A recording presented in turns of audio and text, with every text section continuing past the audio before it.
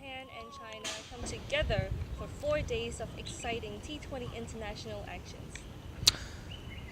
Big win for Hong Kong China in Game 1. They put on 171 for 5 yesterday in 20 overs and restricted their mainland Chinese rivals to 48 for 8.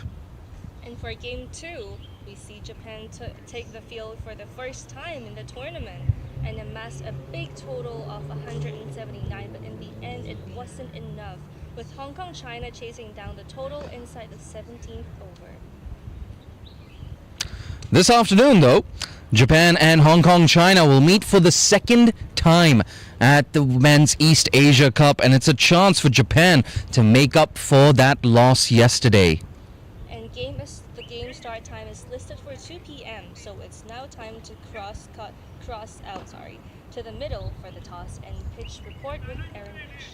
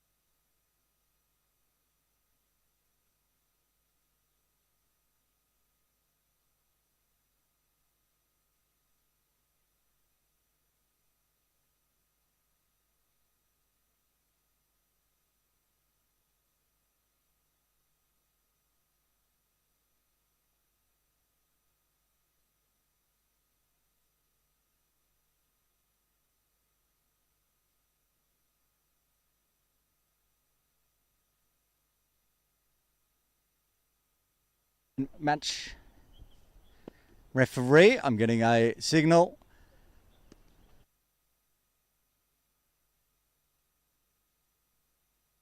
Nazaka Khan will toss.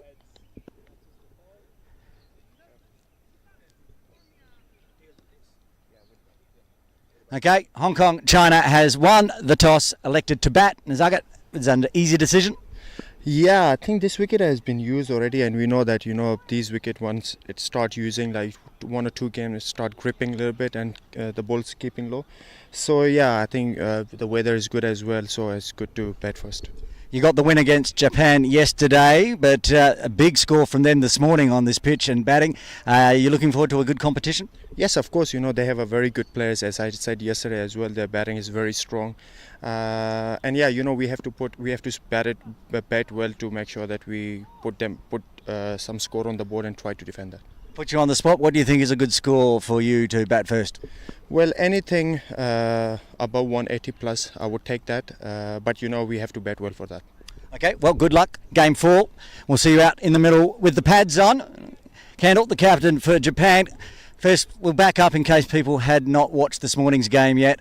World record opening partnership between you and Lachlan of 258. How are you boys feeling about that one? Yeah, I mean, as I said this morning, it was good fun out there with Lockie, and I felt personally like I was doing the anchor role for a bit of that and watching from the best seat in the house, Lockie just take down the Chinese bowling attack. So, yeah, we've got to reset now, and then playing against Hong Kong, we obviously lost them yesterday, a very strong team, and it's going to be a great experience for our young bowling attack again. And we did have a chat after that game. You were a little sore, you were saying, a bit of back spasms for being out there for 20 overs. Both you and Lachlan good to go for this game? Yep, all good. Any changes from this morning's team? 3 changes, Ravichandran, Sakurano and Miyauchi come in. Okay, well, good luck. You're going out there with the ball, and we'll have a quick look at the pitch before we go. We heard from Nazakat saying it's another good batting wicket. He wants to get at least 180 on it. We know runs are available as Japan, as we just mentioned, put 258 on this morning. There's some big cracks in this pitch, though, opening up in front of the batting crease on both sides. We've seen a couple of times the ball's hitting these cracks, staying low, so there might be a little danger, and with the ball moving around early, the batters for Hong Kong China will want to survive and then put on that score of 180 plus, which Nazaka Khan said he is looking for. Game time getting underway at 2 p.m. That's about 26 minutes away, so we'll cross back to the commentary position.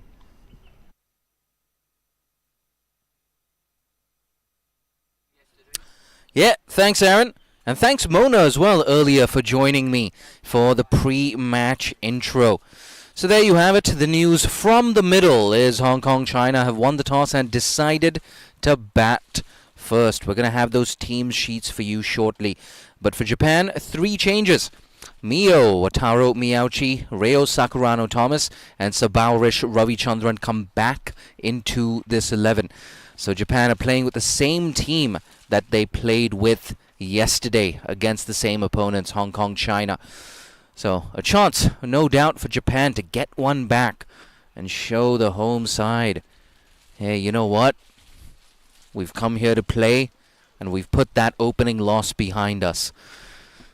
I can see at least one person in that Hong Kong dugout shaking his head, saying, no, it's not going to happen. I will not name anybody. But in any case, promises to be an exciting encounter. Of course, Japan, they scored 179 in that first game against Hong Kong. Rather, second game played yesterday in the afternoon, but Hong Kong took only 16.1 overs to chase it down. Jamie Atkinson, 68 not out in the player of the match performance, and a half century as well for Babar Hayat in that game. We're around 24 minutes away from the first ball being bowled here at the Tin Kwong Road Recreation Ground. And that morning game, what an eventful morning game that was. 100 for Kendall Kadawaki Fleming. A maiden T20I ton for Lachlan Yamamoto Lake. And I like this decision from Hong Kong China as well. Winning the toss, choosing to bat first. And what that means is Japan will be in the field once again. So they were in the field for, well, I wouldn't say 20 overs, more like 17 overs against China. And in this blazing sunshine here at TKRG, they'll have to come out for another 20 overs. So I think some of those Japanese players might be a bit worse for wear, especially Fleming, Kadawaki Fleming, and Yamamoto Lake, who batted around 50 and 60 balls respectively for their centuries.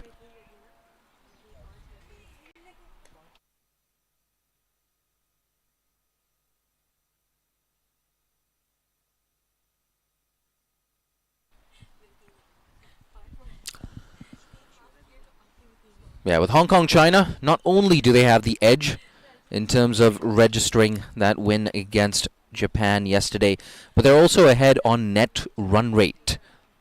That's another reason to feel good as a Cricket Hong Kong China supporter. Speaking of supporters, I think they're out for a lunch break now, the Japanese parents. But no doubt they're going to be in this afternoon to watch their team take on the hosts. Exciting stuff once again at the Men's East Asia Cup 2024. Yeah, that's right, the Men's East Asia Cup returning after 5.5 long years. So good to see this regional rivalry between Japan, Hong Kong, and of course our neighbors in mainland China. Great to see these three countries locking horns once again. What an international calendar it's been already in the last few weeks for the men's team. Malaysia were down here for a 3-match bilateral series. Before that, it was Malaysia and Canada down in Hong Kong for a tri-series. What a finish it was as well to that tri-series in the final. But a great effort by everyone involved with Cricket Hong Kong China. Both the full-time staff, the production crew, all the support staff. Yeah, it takes a remarkable effort. It's been an absolute marathon of a season. Very exciting season as well, where so many games have gone down to the very last over. It doesn't matter if we're playing here at TKRG or down at HKCC. Been treated to a very high quality bunch of games in the last 2 weeks or so.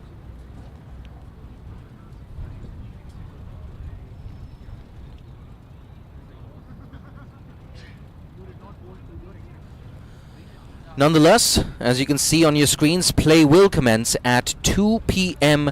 local time, which is around 20 minutes from now. So don't go too far. The other side of this break, we're going to have team sheets, and I think Aaron Bush will be jumping back in the comm box at the other side of this break.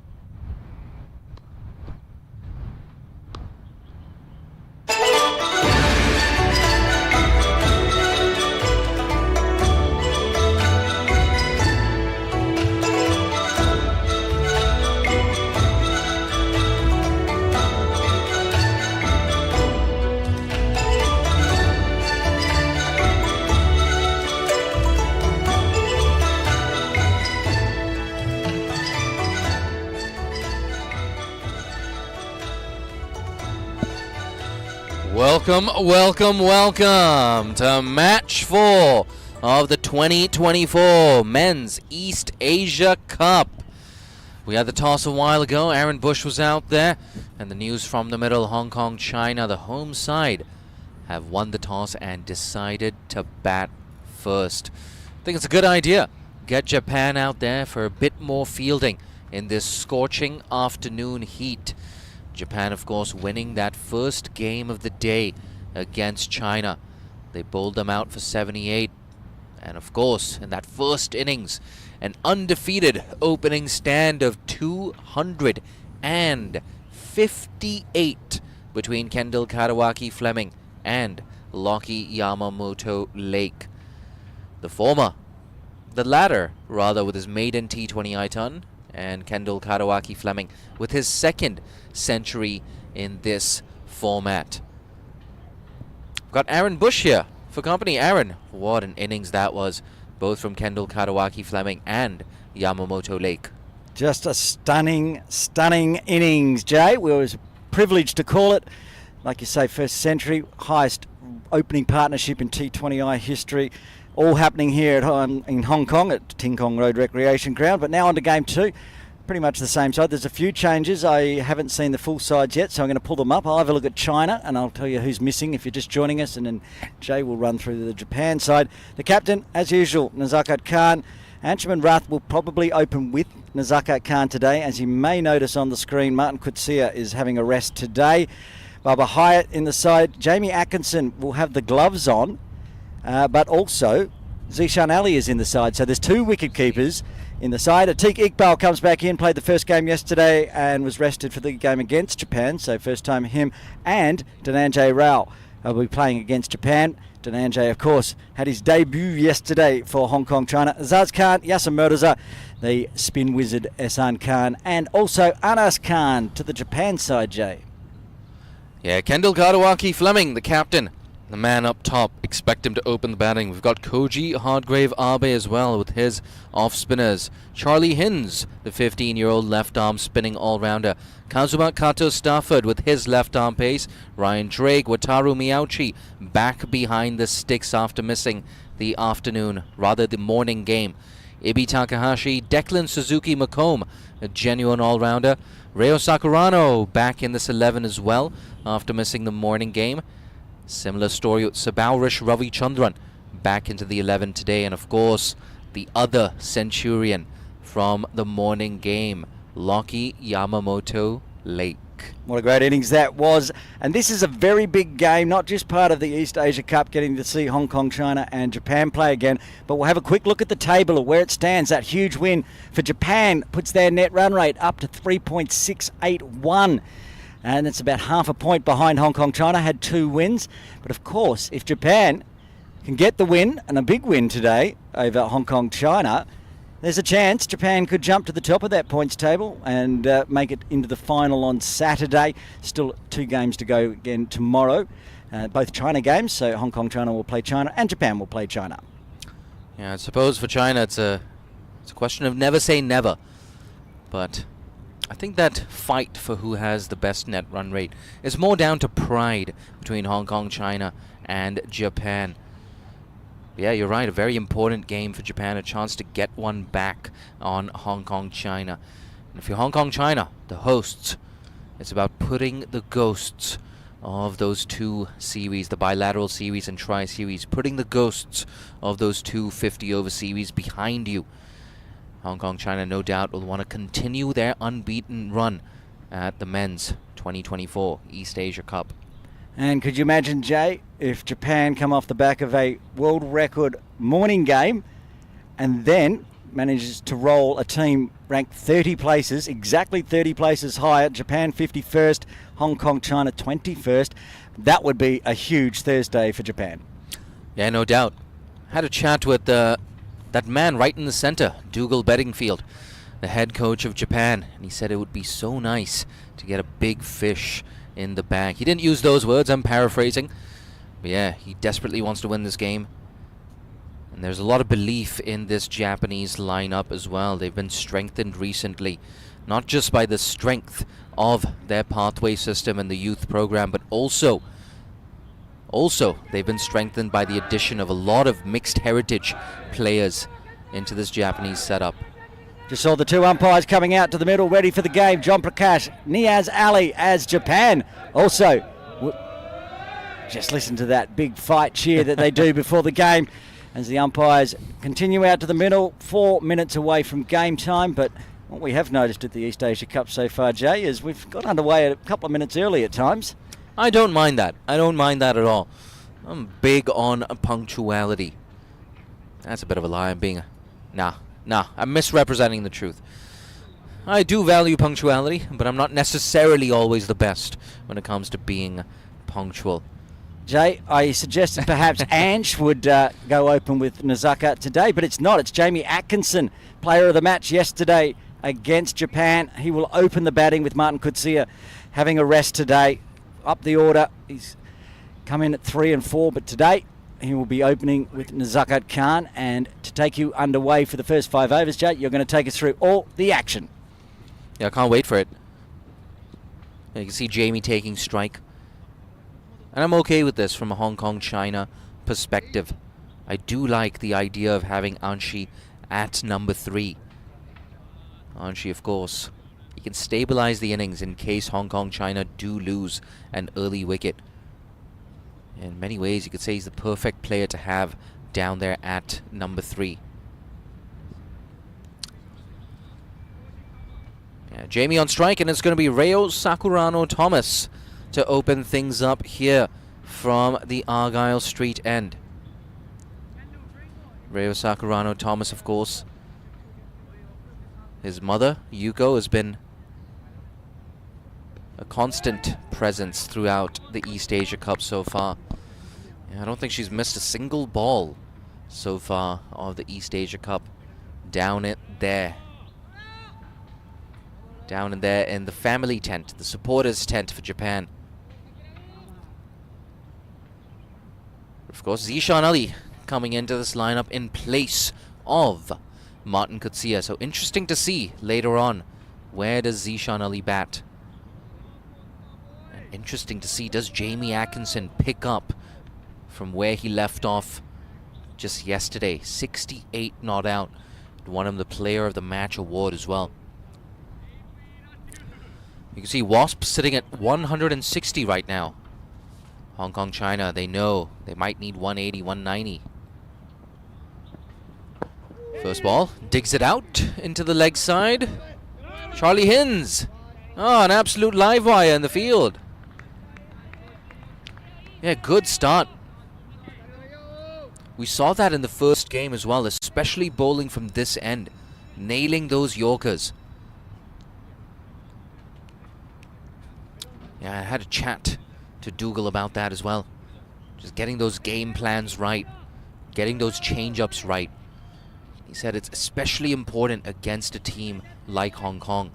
Especially against players like Nazakat and Babar. Speaking of Nazakat, is the Hong Kong China captain on strike for the first time today. There's a slip in position as well. Full good length. Squeezed away though.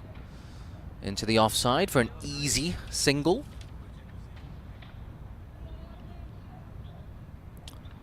Yes, Koji Hardgrave Abe there on the ball. The off spinner took his maiden T20I wicket this morning. That was his first over in his T20I career. It's a good way to start.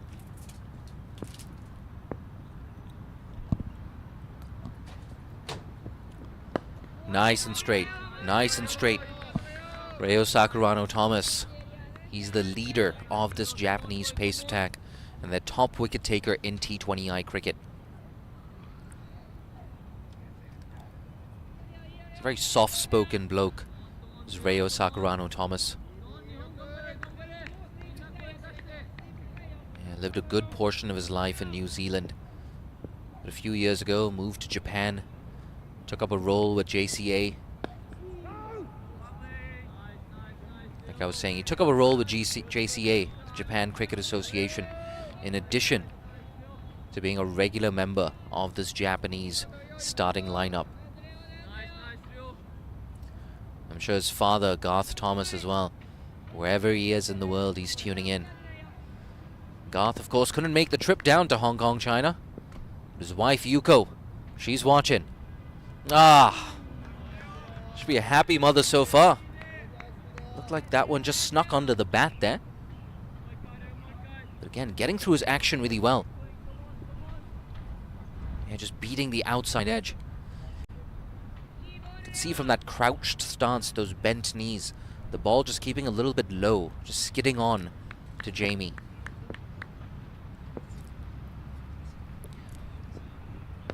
It's on the leg side, flicked away. Fine leg, takes it on the bounce, keeps it down to 1. Tidy first over. It's 3 for no loss.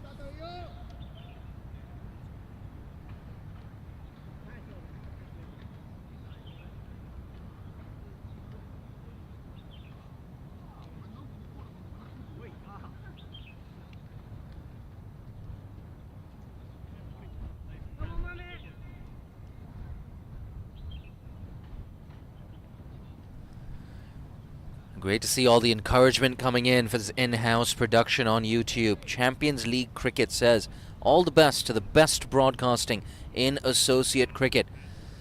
Well, thank you so much, Champions League Cricket. It's very kind of you. But a stunning effort, I gotta say, for the last few years from this in-house production team of Cricket Hong Kong China. Kudos to the entire production team. Charlie Hinds to come in from the softball court end. I like to see this. He's only 15 years old. Kendall Karawaki Fleming saying, hey, you know what? The aggressive Nizaka, aggressive Jamie Atkinson at the crease. Here's your baptism of fire. That's short. On the legs. Might be disappointed he didn't put that away. But again, you can see the ball just keeping a little bit low. I think part of the reason for that is Charlie Hinds, at 15, he's still not the tallest bloke in the world. I think he's taller than me, though, so probably shouldn't be judging.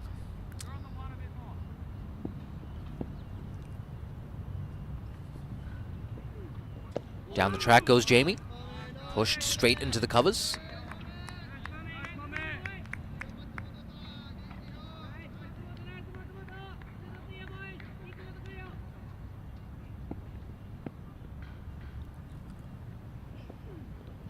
Short, too short. Easy pickings that. Oh, I was about to say good stop in the deep. I think Lockie, bit of a fumble there in the deep, allows Hong Kong China and Jamie to collect their first boundary.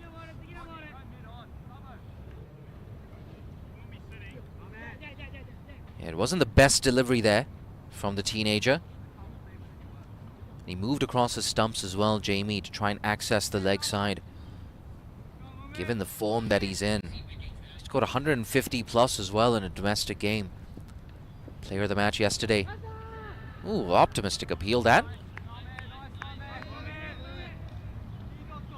Yeah, but like I said, 150 plus in that domestic game. 68 not out yesterday.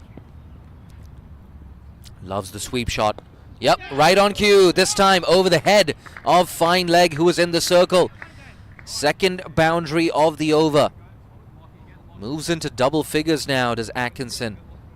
He's 10 of exactly 10 deliveries.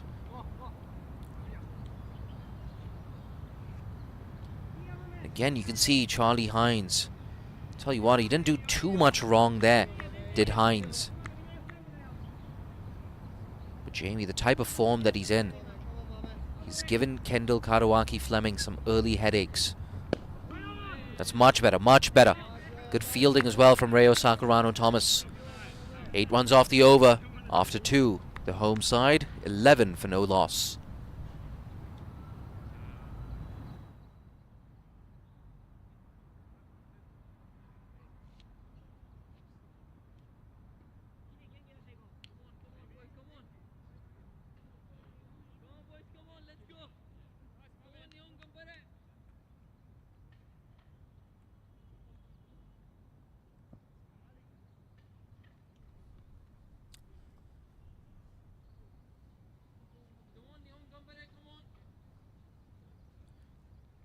going to be Reo to continue.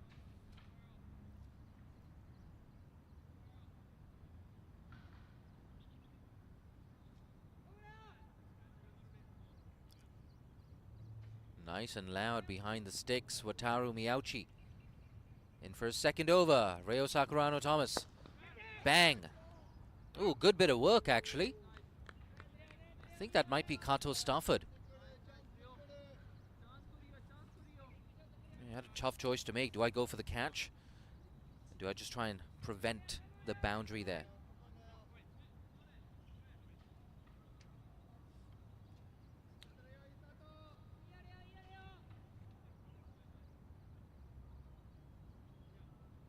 Okay. Charlie Hins, I beg your pardon, who's now switched. He's at mid-wicket. Down the track, looking to go after that. Did well there, Sakurano Thomas, to adjust. I think he saw him coming as well. Yeah, saw him coming, threw out nice and wide. That wide Yorker executed to perfection. And there you go, again word, Garth Thomas indeed is tuning in. Along with, I'm sure, a lot of people from Japan. Driven nicely, finds the gap as well. Ibi Takahashi never stood a chance. What a way to pick up your first boundary. Moves on to 5. That glorious drive through extra cover.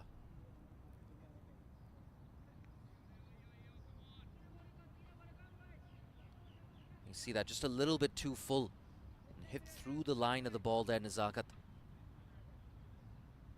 Brilliant. Hong Kong skipper. He's been in the runs recently. Hong Kong China skipper. Ooh, fishing at that one. Could have either let that go. Maybe just move that foot a little bit closer to the pitch of the ball.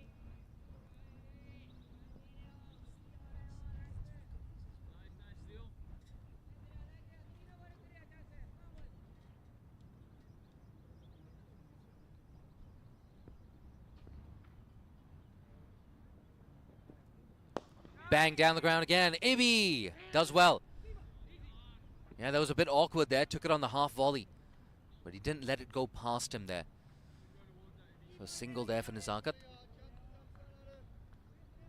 Yeah, it's actually 2 stops in the field from Japan in the circle. Just one of those awkward ones where you're not sure if you should go for the catch or just hang back. We saw with Ibi there, he was going for the catch initially and then he bailed out. The important thing is his body was behind the ball. Nicked and taken. First wicket here for Reo Sakurano Thomas. It's the big one of yesterday's player of the match, Jamie Atkinson, who walks back to the dugout for just 10. And a good take as well from Wataru Miyauchi behind the sticks. Back into the 11 today. The gloveman for Japan. Let's take a look at that. Yep. Easy. Made it look easy. Wataru Miyauchi. It's Jamie gone for 10 after 3. Hong Kong, China, 16 for 1.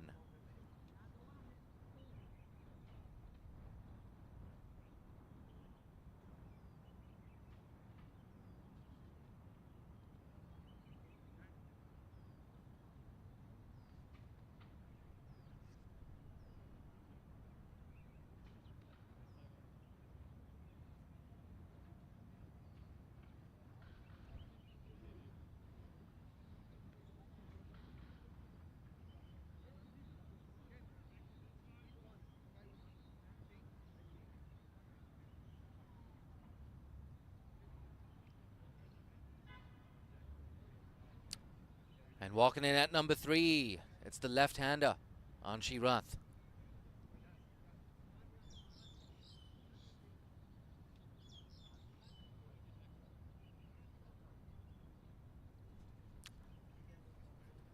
Hins to continue. Yeah, I'm sure you'll be happy to see the back of Jamie Atkinson. Yeah, Charlie Hins. One of the standout performers for Japan at the Under-19 World Cup. It's a good test for him. Bowling to someone like Nazakat and of course Anshi at the non-striker's end.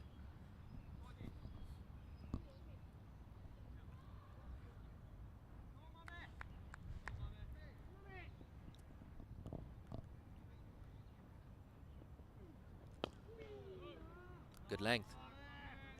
Nice and straight as well.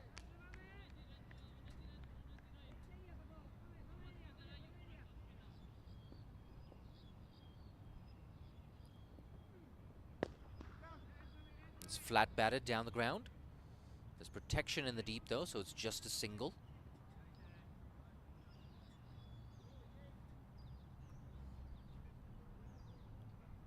The issue for Japan yesterday in that game against Hong Kong, in spite of taking 3 wickets in the first 6 or 7 overs, gave away a lot of boundaries.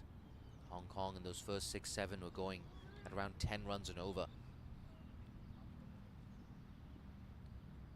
A much better start today. Off the mark off his first ball.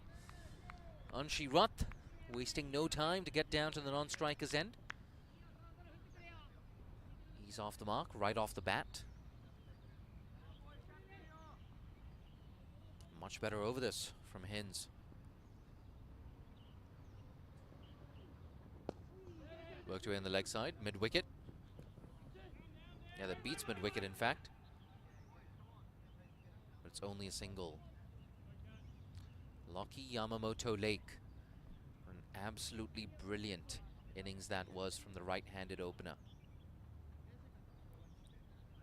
Absolute treat to watch earlier today.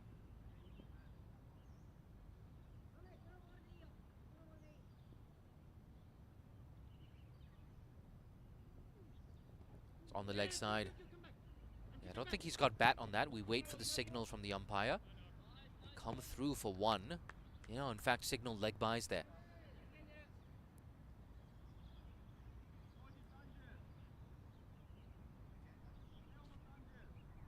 Gone a bit quiet now, that Hong Kong China dugout.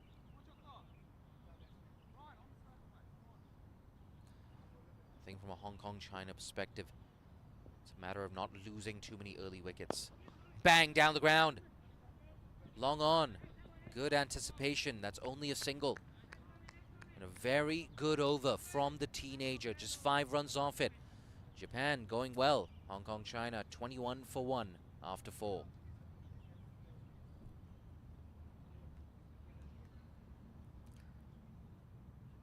Just to recap, if you're just joining us, it's Hong Kong China who won the toss and decided to bat first. But Japan, they're going to be feeling good after that first game where they scored 258 for none. That's right, 258 for none, the highest opening partnership in the history of men's T20Is. That was against China. Ended up winning that game by a mammoth 180 runs. We have a change in bowling. In for the 5th over, it's Declan Suzuki-McComb.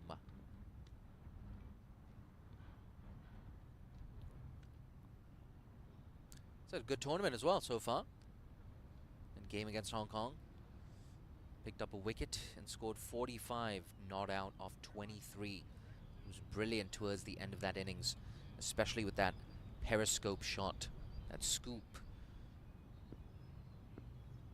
That scoop over third man. Here he is, first over for Declan. Loves to free the arm. Obliged. Going a bit straighter than he usually does, Nazakat. Back live. I think that's come off the pad. They cross through for 1. Yep. Signaled buys by John Prakash. Going exactly 6 runs and over. Hong Kong China.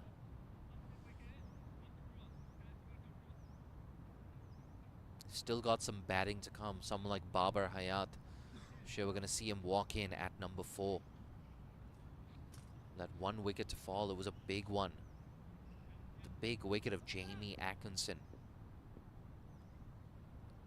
He was the destroyer in chief yesterday. On the legs and oh, in and out. Charlie Hins there. Yeah, he wasn't exactly well balanced with that. Should have been the second wicket. But not to be. Instead, they get through for one. And note that down. Anshuman Rath dropped in the 5th over at 1. It could be a potentially big moment in this game. Anshuman Rath, one of the finest batters in associate cricket. Flicked in the air, taken, brilliant, absolutely brilliant. Reo Sakurano Thomas. Oh, that's gonna make it onto your Insta Reels. Second wicket down, that's the end of Nizakat for just 13. Jumping back into commentary and straight into that catch. Look at that, diving sideways, absolutely brilliant. Jay, that's how we like to see it at the East Asia Cup. That's the end of Nizakat for 13. He was starting to look good, but that's the end of his day with the bat. Hong Kong 27 for 2 in the 5th over. And walking in at number 4, it's the big hitting, the powerful, the dangerous Babar Hayat. Babar Hayat, 52 not out yesterday against Japan off just 30 deliveries. We need to do that again, batting first this time. Both openers back in the sheds for Hong Kong.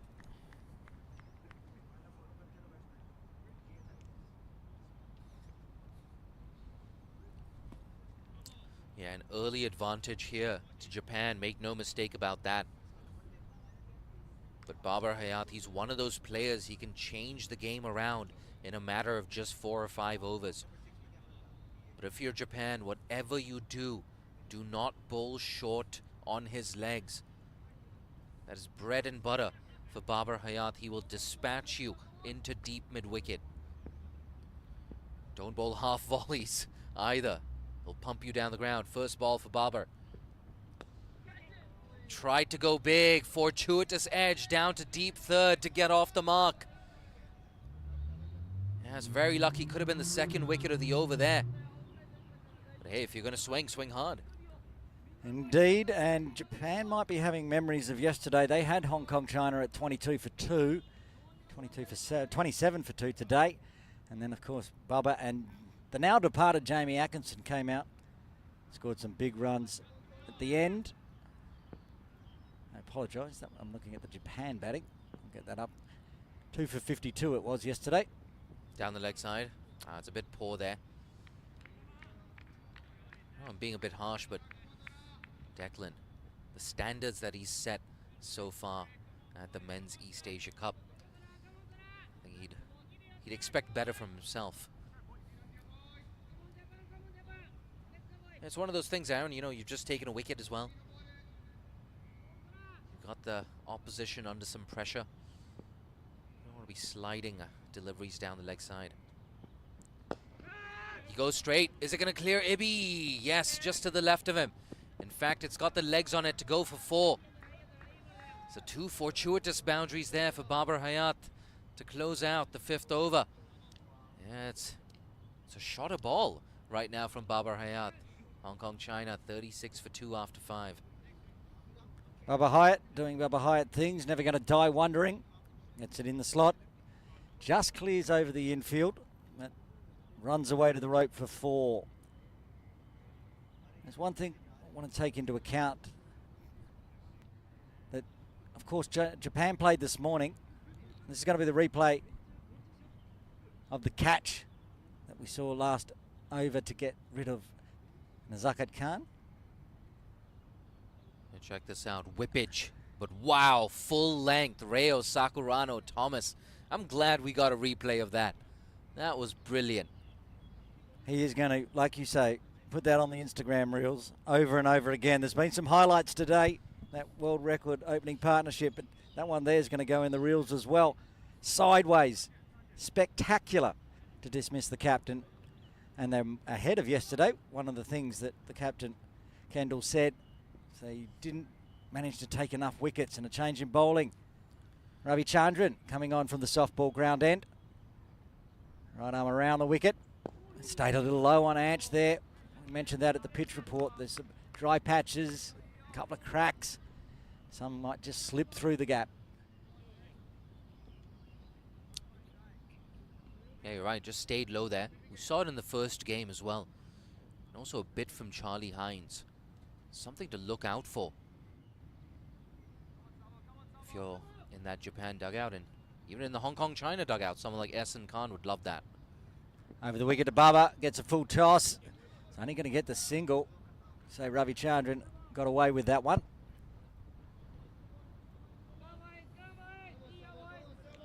Yeah, look at that. 9 of 3 balls, Babar Hayat. He's played an aggressive shot to each of his 3 balls. Back around the wicket to the left-hander. Gets a big leading edge. One bounce into the shins. Didn't carry. Got the body behind it at least to keep it to a dot. Yeah, just off screen there. See Kendall Karawaki Fleming at fine leg. He threw his arms up. And tries to go big. He does go big. Long off, back inside the circle at mid-off. So he goes the maximum down to the side screen at the softball ground end. I was about to say, when you hit it that far, the field setting doesn't really matter. The good thing with that is he hit it nice and straight as well, did Anshi Rath. Yeah, once again, good swing of the bat. Just lost control of that bottom hand. This one's got a big top edge as well, but it's going to clear over the infield. Racing away, should get cut off inside the boundary. Does. The flick back keeps it to 2. Yeah, they're really attacking this power play, aren't they? When we spoke to Nazakat yesterday, he said, we don't mind losing early wickets in the first 6-7 overs. Again, this one should be a catch, and it is! Anshuman Rath has got to go. The 3rd wicket falls for Hong Kong China. They're 46 for 3. Yeah, right on cue. I said Hong Kong don't necessarily mind losing 2 or 3 wickets in the power play. Well, that's the 3rd wicket. Anshi Rath, this is why he's walking back to the dugout. Looked like a googly there. It spun the other way. Got a leading edge. Easy catch there in the covers for Lockie Yamamoto Lake. What a day he's having. Gets to dismiss the player of the match of Game 1 of East Asia Cup. Anshuman Rath plus his big century, maiden century this morning. Zaz Khan coming to the crease to join his Kowloon Cricket Club teammate Bubba Hyatt with a job to do. It was a bright and breezy partnership of 19. Anshi Rath, of course, departing soon after reaching double figures for 11. 46 for 3. I'd much rather be in that Japanese camp. They can't afford to do what they did yesterday. In spite of those early wickets in the power play, they sort of just lost control in the middle overs. So if you're Japan, at the very least, you want these next 2 or 3 overs to be nice and tight. And for the first time today, we see Ryan Drake coming into the attack. Yeah, umpire John Prakash with that helicopter signal, also signaling he's coming right arm over the wicket to Babar Hayat. Japan will be happy. 3 wickets for 46 runs. Yesterday they're 57 for 3, but that's where the wickets ended. So they need to go on with it. Get another couple, get Hong Kong China 5 down, and they are right in this game. Drake coming from the Argyle Street end.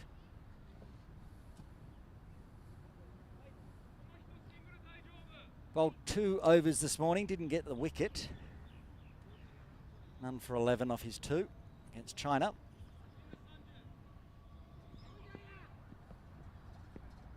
Bubba Hyatt on strike. Right arm over the wicket. Angles into the body, so he just pushes it on the leg side. And Charlie Hines running in, keeping it to a single. He's been a busy man this afternoon, Charlie Hines. Seems like every 2 or 3 deliveries is going to the teenager. Good start though from Ryan Drake. Back of a length, nice and straight. No stress on the young 15-year-old. You can open the bowling from the softball ground end, son. And it's a great job he's done so far. Just going for 6 and over.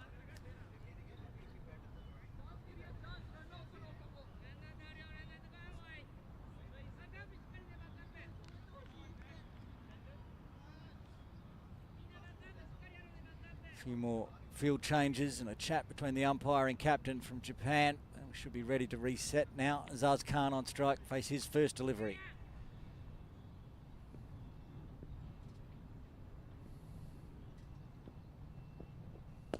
And a good one, watchful. Bubba thinking about the single, but fielded his own bowling there. Drake kept it to a dot. Yep, I like that. Just carried on after his follow through. Did the work himself. Gets a low 5 as well from Kendall Karawaki Fleming. See, just giving him some advice. I think he's just telling him, bowl in that corridor. Nothing fancy needed at this stage.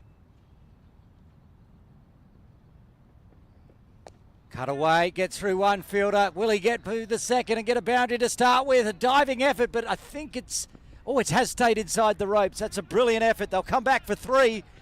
But good effort saving one run out in the outfield there. Got to get the binoculars out, it's so far away. Yeah, I think that's Lockie Yamamoto Lake, one of the 2 fielders down there, but it's 50 up as well for Hong Kong China. Very good cricket all round. They came back for that 3rd. That's what happens when you run that first one, that second run, nice and hard. So I like that from Azaz. Good way to get off the mark for the in-form Hong Kong China number 5. 50 for 3, halfway through the 7th. Bubba back on strike. Just delicate. No big hit that time, just pushes it onto the offside. I think you saw in the background just a moment ago, more and more fans coming into the Tin Kwong Road Recreation Ground. And in spite of Japan unable to defend a target of 180 yesterday against Hong Kong China, I think word has got around in Hong Kong that Japan have got a dangerous batting lineup. They're a very dangerous team. 2 balls remaining in the 7th. Azaz Khan on strike. Again, guides it through behind point. This one straight to Kato Stafford and just a single. You know what they say in T20I cricket? Statistically speaking, it's the first over and the 7th over that are the most economical in the innings. And that statistic certainly holding true so far. Just 6 runs off the first 5 balls. With Bubba hired on strike to face the last one. I hope you haven't put the commentator's curse on. Drake Covey steaming in. He just dubs it down for a single. Good call from Jay and good bowling from Japan. 7 overs done. Hong Kong China 53 for 3. Not for the first time at the Men's East Asia Cup. We're seeing a nice contest here between bat and ball. Japan, no doubt, with a slight advantage right now over the hosts. A big reason for that is that wickets column. If any 2 batters can change things around for Hong Kong China, it's these 2 batters at the crease right now. Both batters in pretty good form. Azaz in particular. Azaz, I think he's been the standout batter for Hong Kong in the last 2 weeks.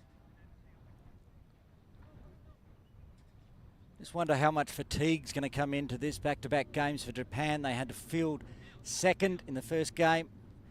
16.5 overs out in the field, and it's now 28.5 degrees in the middle here at Tin Kwong Road Recreation Ground.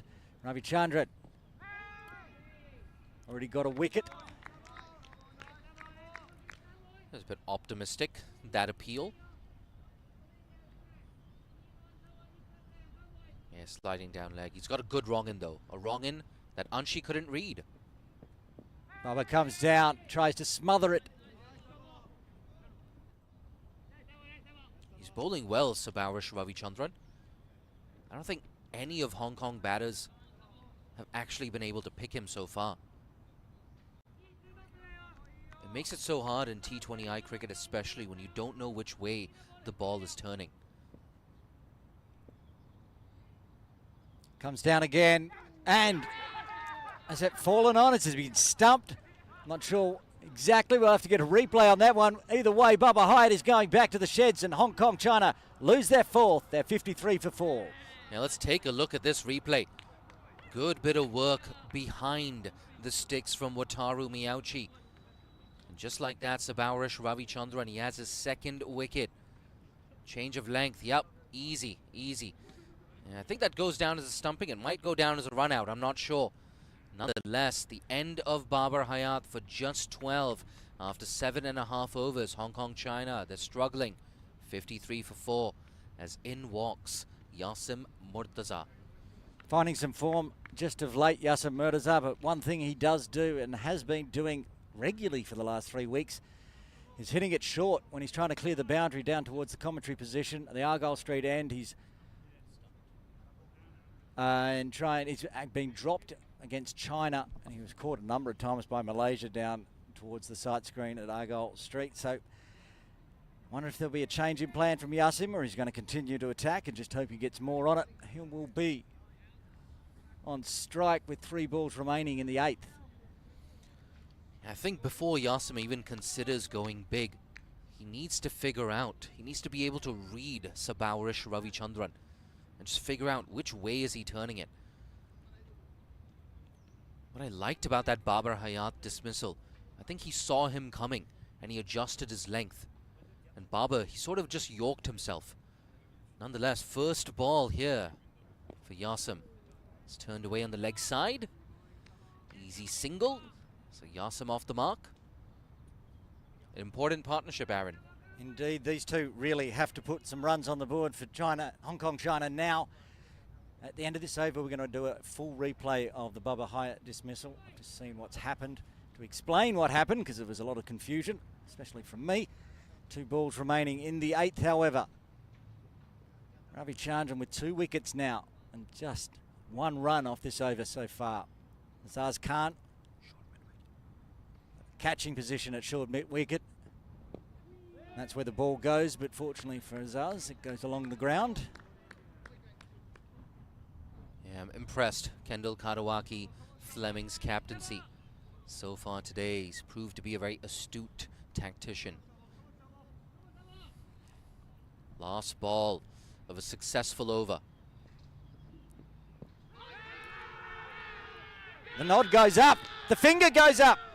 The 5th wicket falls for Hong Kong, China. Azaz Khan giving out LBW at the end of the 8th over, and Ravichandran has 3. Yeah, a huge grunt of disappointment there from Azaz Khan. And this looked pretty darn adjacent to me, yeah. Struck him on the full, I think hitting middle and leg. And just like that, Hong Kong, China have lost half their side. Azaz walks back to the pavilion for 4. Hong Kong, China, after 8, they're 54 for 5. This is the replay of the Babar dismissal. There's too many wickets falling. It was interesting. It was a stumping, but not with the gloves. Not with the gloves. Adjusted well. Yeah, just yorked himself there. Babar Hayat, he was caught out of his crease. But credit has to go both to Wataru Miyauchi and to Ravichandran for changing up his length. Confused both Babar and the keeper at one point, because it's come off the pads and rolled onto the stumps. And 2 wickets falling back to back in that over gives Ravichandran 3 for 11 off 2, and Hong Kong, China in a world of hurt. Yeah, at the start of the over, we were saying Japan slightly ahead in this contest. Well, Japan, without a doubt, at this stage will be the happier of these 2 teams. And what that does is it just makes Ibi Takahashi's job a little bit easier now. He comes on to bowl his first over, I beg your pardon. His 5th over. 5 wickets down. Confusion reigns round the wicket. It's the Pakistan Association Cricket Club duo of Zishan Ali and Yasim Murtaza out there now to do the job for Hong Kong, and they're going to get an overthrow, little slop in the field. Yeah, 2 bonus runs there for Hong Kong, China. Yeah, you're right. PACC teammates, very good friends. They've batted so much together.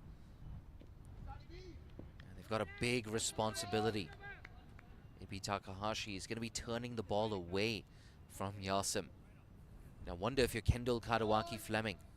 Just bring some more fielders in. Maybe get a first slip in position as well. Takahashi around the wicket to Yasim. Pushes it down to long on for a single. I will tell you that I think Kendall, the captain, has been doing his research because he has a very straight long on for Yasim, which is the spot he's been caught 4 or 5 times over the last 3 weeks. And dropped. Yeah, caught and dropped. Yeah, good call. It's going to be Zishan Ali facing his first ball.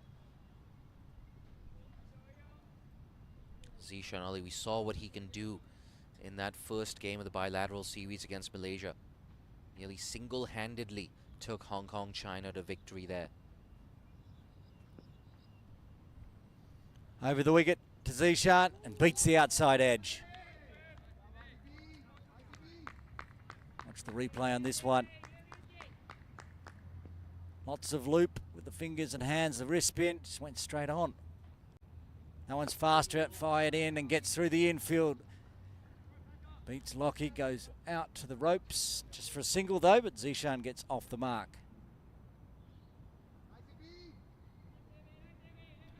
The adjustments being made again for the left-handed Yasim Murtaza. Plenty on the ropes for him.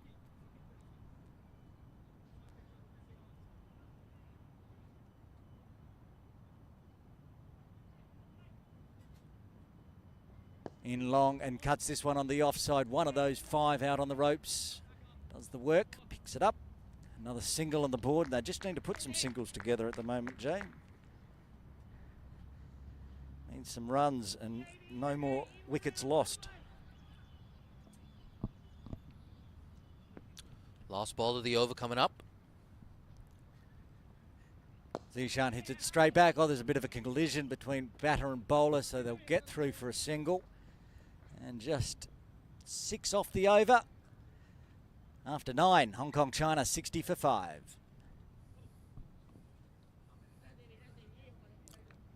I wonder if Sabarish Ravichandran is going to continue. Is he going to bowl out? I think he should. Let's see if he can pick up that 4th wicket. Very much looks like Ravichandran heading back, handing off the cap to umpire Niaz Ali. 2 overs so far, 3 for 11. The way he's bowling and taking wickets, he might not bowl out because there might be no wickets left to get. He's already got 3 of the 5 for Hong Kong, China. Against Hong Kong, China for Japan. And he does have ball in hand. Still has 2 overs left as well. Full and fine. They have the fielder in place. It's just coming out of his hand so beautifully today. Ravichandran so far, his best figures in T20Is for Japan. Again, very watchful from Zishan Ali. Didn't see Ravichandran bowl this morning for China against China. Wasn't in the side. Back in this afternoon. And bowling beautifully. Faster and beats the outside edge of Zishan Ali. Yeah, did that beat the outside or the inside edge? I'm having a tough time picking him. Yeah, beat his outside edge, you're right. We're sitting here in the comm box, we can't pick him. He's got him going both ways and that straight on delivery. Causing issues. Gives himself some room this time. Zishan, diving effort, can't cut it off in the infield. Will get picked up by Abe in the outfield and a chance of a run out, but get back quickly for 2. Yeah, he was onto that quickly, Abe. More accurate throw. Might have had the striker Zishan Ali scrambling a bit. They ran that first one hard, didn't they, Hong Kong, China? As you say, these two know each other very well and run well between the wickets. Another one just staying a little low. Toe of the bat, no run. Just that 2 so far with 1 ball remaining. Yeah, another inexpensive over here from Ravichandran. Shorter into the body, and it'll be another dot. Just 2 runs coming from the 10th. Hong Kong, China 62 for 5 as we go into the drinks break. And I can tell you which team is going to be happier going into the drinks break after the first 10 overs. It is Japan. Hong Kong, China losing 5 wickets in the first 10 overs. The top 5 all back in the sheds. Have a look at the batting card for Hong Kong, China. There it is. Yeah, Jamie Atkinson right up top, the man in form.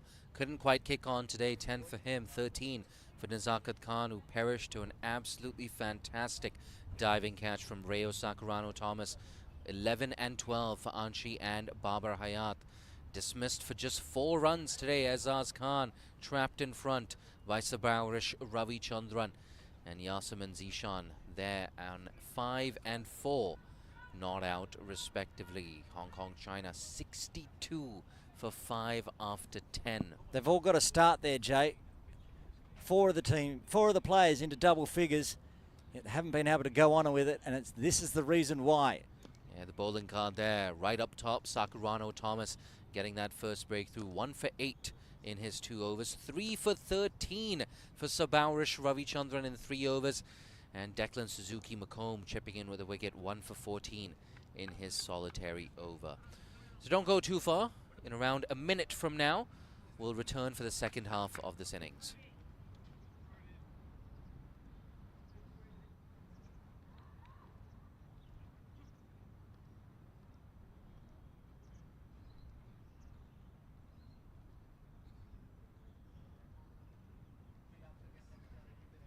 You're watching Game 4 of the 2024 Men's East Asia Cup. And the news is Hong Kong, China, they've won the toss and decided to bat first. But wow, Japan, what a statement they've made in these first 10 overs, restricting the home side to 62 for 5. Bit of a mountain to climb here for Hong Kong, China, as we see another change in bowling. Facing, it's going to be Yasim Murtaza.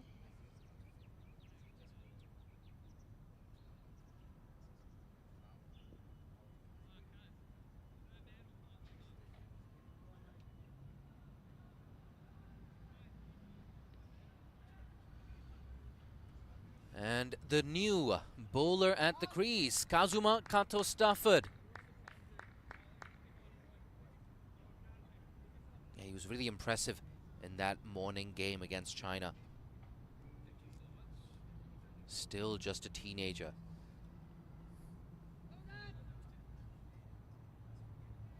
Yeah, there you go, 16 years old. He's going to be 17 next week. He's got some serious potential. Here he is. Good start. Gets that extra bounce. Well, maybe not that good. Signaled wide by John Prakash. Yeah, just outside those tram lines there from Stafford. But good pace on that, good carry.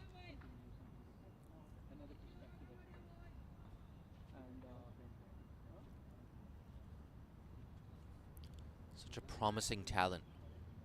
A good time for him to bowl as well. They're 5 down. They need a partnership. Driven straight back to the bowler.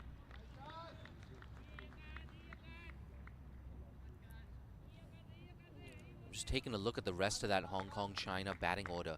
They've got Anas Khan, they've got Ehsan Khan. But really it's these two at the crease who've got to do the job. There's DJ Rao, Atiq Iqbal as well.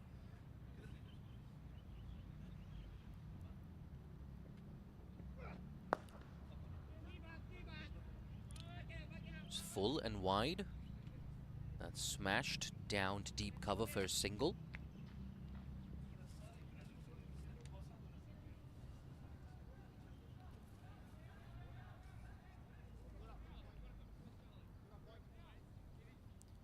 A lot of questions here for Hong Kong, China.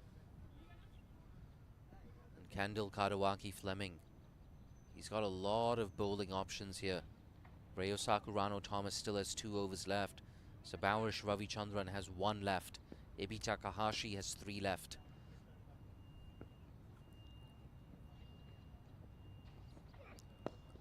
That's worked away off the legs. Work to do in the deep. Ooh, bit of a fumble there. Yeah, they decide against the 2. But for Hong Kong, China, at this stage, maybe it's about using that MS Dhoni philosophy. Trying to take the game, trying to take the innings as deep as possible. You saw Azaz Khan do that in a game against Malaysia, where he waited and he waited and he waited, and then he took 27 off the final over.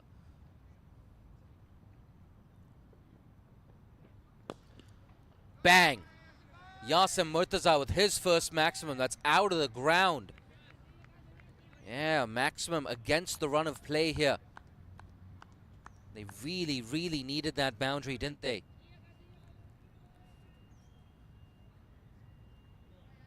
Yeah, I wonder if this was a slower delivery. Yeah, it looked like a slow delivery there. So in Stafford, he picked it and he deposited it out of the ground for 6. 2 balls left in the over. See a new ball coming out here for the left armour.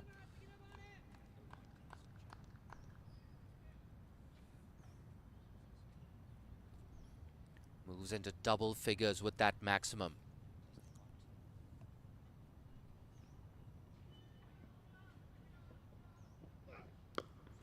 Big effort ball. He's got to get down nice and low, nice and quick. That's good work, but good running from Hong Kong, China. So much better over this so far for the home side. 10 runs off it. Still 1 delivery left. I know they're 5 down, but Zishan Ali, he's that type of a player. If it's in his arc, if it's in the slot, he's going to go big. And he loves that wideish long on area as well. Doesn't care where the fielders are. He just backs himself to have the power to clear the boundary. See him on screen as well, just eyeing up those options on the leg side. Ibi Takahashi in the circle at mid-wicket. Got a deep square leg back on the rope. Long on the boundary. He goes leg side. That deep square leg has work to do. Does really well. Koji Hardgrave Abe keeps it down to 1. Nonetheless, a good over for Hong Kong, China. 11 off it after 11. It's 73 for 5.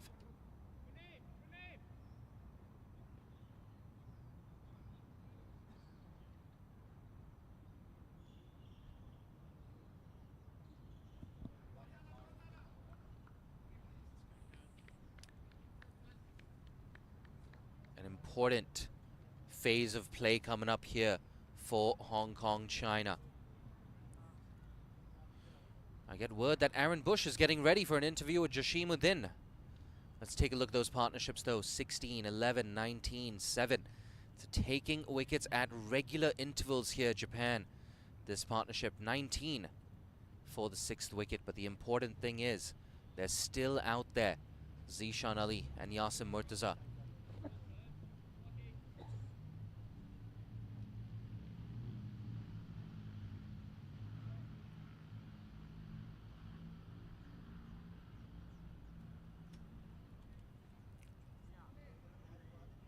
Back into the attack, the left arm spinner, Charlie Hinds. It's a 5-4 offside field. It's worked away on the leg side. They're thinking about 2. They come back for 1. Decide against the second, perhaps wisely so. Lucky Yamamoto Lake. In spite of scoring a century in that first game and spending, well, the best part of an hour and a half out in the middle, he's still throwing himself around.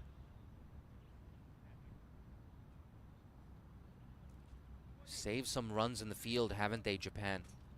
Saw that stunning take as well from Reo Sakurano Thomas.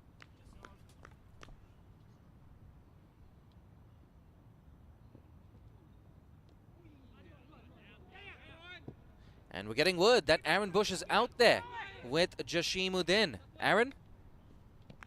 Thanks, Jay. Yes, we are here with Jashimuddin, the head groundskeeper of Ting Kwong Road Recreation Ground. Good afternoon to you, Jasim. Good afternoon. And you have been here for a long time. We've seen you and I see each other all the time down here working. A great pitch, great facilities. How long have you been working on this ground at Ting Kwong Road? I've been working here now is 12 years in the Ting Kwong Road. And it's not only just this pitch. We'll start with Asia Games. We'll work our way backwards through your very varied and long history of being a groundskeeper. You did the Asian Games last year up in Hangzhou, and a brilliant ground. You put that one together all by yourself with your team? Yes, I'm last year in Hangzhou is going to that ground in. Actually, Honjo ground is lovely. It's a lovely ground. It's looking is beautiful. So and first I'm making to the ground at the Guangzhou. So I'm making to the Asian Games 2009. So second time making to ground in Honjo last year. So now I'm here in my base is Hong Kong Tingondo Festival ground. But you go obviously all through China as well, and you've got some great staff here as well. But we've been talking off camera when we're here having our little chats before and after games. It's not just work for Hong Kong China, Cricket Hong Kong China. You've done work all around the world. There's some World Cup games as well and grounds you've done. Tell us about that. Yeah, I'll working for is test ground, making for test ground in Bangladesh in 2004, 2003 and 2002, and I'll making to the World Cup also 2002 in Bangladesh in under 19 World Cup, even Singapore Tri-Series, 2 Tri-Series, and Malaysia also. I do job Malaysia 6 years. So that is have is Tri-Series India, Australia, West Indies they're playing that. So many ground I'm making. I have many experiences this cricket pitch. Yeah, you do. You're a wanted man around the world for your ability to put together pitches. Let's talk about today's pitch. World record opening partnership this morning. Same pitch this afternoon. 5 wickets falling in 10 overs. How do you do that? No, that is actually the main thing is how the batsman is batting. This is main thing is today is a very hot day. Is weather is good. Morning is like is batting. This very easy to bat. So afternoon is have today's weather is too hot. Like little bit now it's a slow wicket. So it's not easy for batsmen. So it's good fun for us to watch and commentate. Not so good for the Hong Kong China batters at the moment. We've got 4 more games on these pitches. What can you tell us about the pitches coming up for the final on Saturday? Can you give us any insight? Yeah, this is a bad. Next tomorrow and day after tomorrow is another pitches. It's not same pitch. It's different pitches. Can batting is easy. Can bat. Well, we are looking forward to that, and we love the work that you do here for Cricket Hong Kong and around the world. Jasim Udin joining us on the broadcast. Jay, back to you. Yeah, thanks, Aaron. Great chat there with Jashimuddin, talking about that 2006 Tri-Series where he was the groundsman at the Kinrara Oval. India, West Indies, Australia. Bang! Goes Yasim. Work to do. He's not going to cut that off. Moves into the 20s, does Yasim Murtaza. The good thing about that is he hit it nice and straight. Split that gap between the bowler and long off. It's a bit too full. If you're going to bowl full, you got to get it into that block hole. Otherwise, it's easy to free your arms. Get good value for your shots down the ground here at the Argyle Street end. Back live. Goes big again. Rayo, he's good in the field. Keeps it down to 1. I think if you're Japan, you'd much rather have the right-hander on strike. That's me waving at you. Look at that. A Cricket Hong Kong China in-house production. That's Saad to my left. I think we got Ravi Nagdev somewhere over here. There we go. Under the hat, Ravi Nagdev standing up. Who's standing up? We got the match manager, Kiani Hasnan. Moves across the stumps, works that away. It's only going to be 1. You have a lot of people on your feet here, not just in the comm box, but also out there in the supporters' tent. It's a very important next 2 or 3 overs here for both teams. Cricket Hong Kong China. Got to give them credit. Not just for this in-house production, but for this recovery in the last few overs. That's too short. It's in the gap. Oh, look at that. It's racing away along this outfield. Another boundary. That's 11 off the over now. Still 1 delivery left. And in a blink of an eye, Yasim Murtaza has moved on to 28.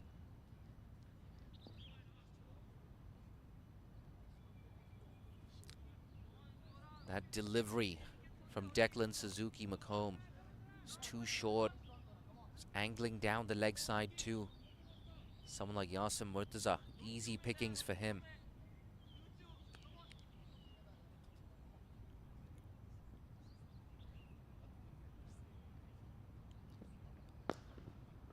Intelligent. A single to follow the boundary. He's going to keep strike here. And after 13, Hong Kong China making a comeback. It's 94 for 5.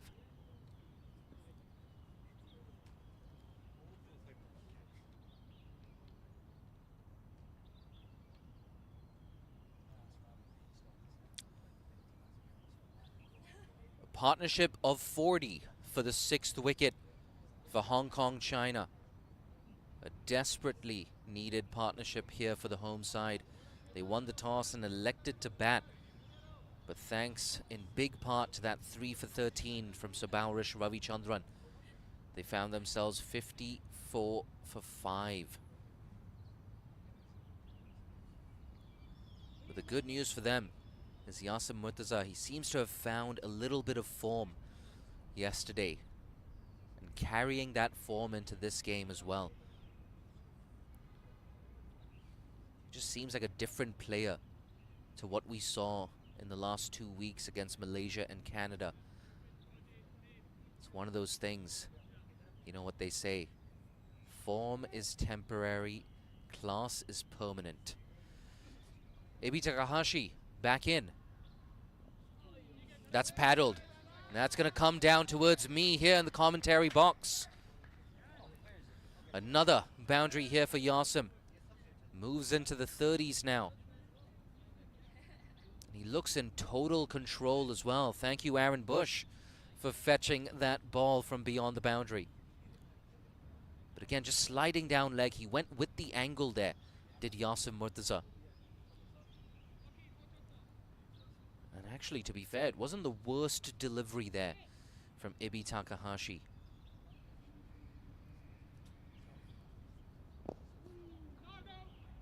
Looking for the single. Yeah, he's going to beat that man. Man at mid-wicket. Tried to run around, cut it off. And again, that brings Zishan Ali back on strike. And I wonder if we're going to see Zishan Ali just curb his natural instincts, just rein himself in.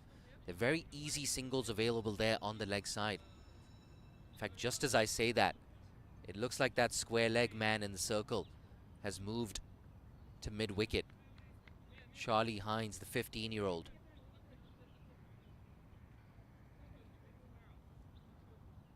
They're just moving a little bit more square now, Charlie Hines, trying to cut off that easy single. Down the track. Straight back to Takahashi.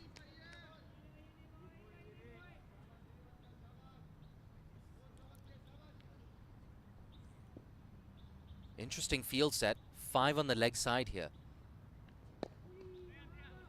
And one of those 5 fielders, Charlie Hines, cuts it off. Good comeback this from Takahashi after conceding a boundary off that first ball. Reverse sweep. Makes no connection there. I can see what he was trying to do though. Zishan Ali. There was a big gap there. And if he got anything on that, it would have been an easy boundary. Last ball coming up. Fired in, worked away on the leg side. Shout of bowler, bowler. So it's just a single. Zishan moves on to 11, and it's 100 up for Hong Kong. They're 100 for 5 after 14.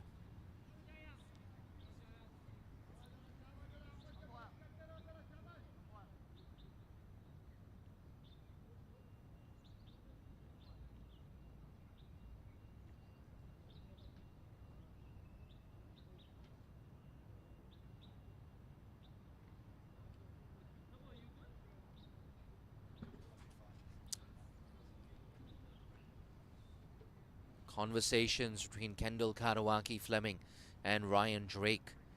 Safe to assume Drake has been reintroduced into the attack. But look at that partnership. 46 off 36 balls. Not only have they stabilized the innings, they've actually boosted the run rate at the same time. You see that Wasp figure at one stage. It was languishing at 128. That winning and score predictor has now improved to 149. So good signs here for the home side.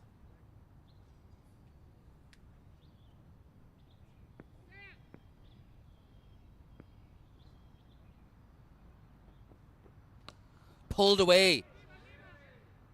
Deep square leg gets an ugly bounce there. But does well to keep it down to 1. And you can see Japan, they've gone a little bit flat in the field there. Thought that was a pretty decent effort on the boundary. That's what can happen when you build a bit of a partnership. That's what happens when the opposition just builds a bit of momentum. And of course, like Aaron pointed out earlier as well, back-to-back games today here for Japan. It's not going to be easy. Big swing. What do you call that, Aaron? That's a fresh airy. Yeah, it's a fresh airy.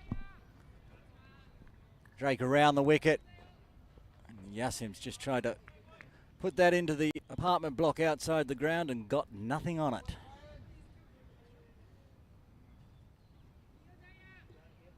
That's a rare dot ball in this Yasim Murtaza innings. 4 balls left in the 15th. Oh, slower bouncer. Good thinking. The execution, though, not quite there. He's going to have to re-bowl that, Ryan Drake. And with the angle coming around the wicket to the left-hander, he's just dragged that. I think Yassim also missed out. He wanted to, again, smash that as far as he could as they continue to send more players out to the ropes. Currently got 6 outside the circle, by my count.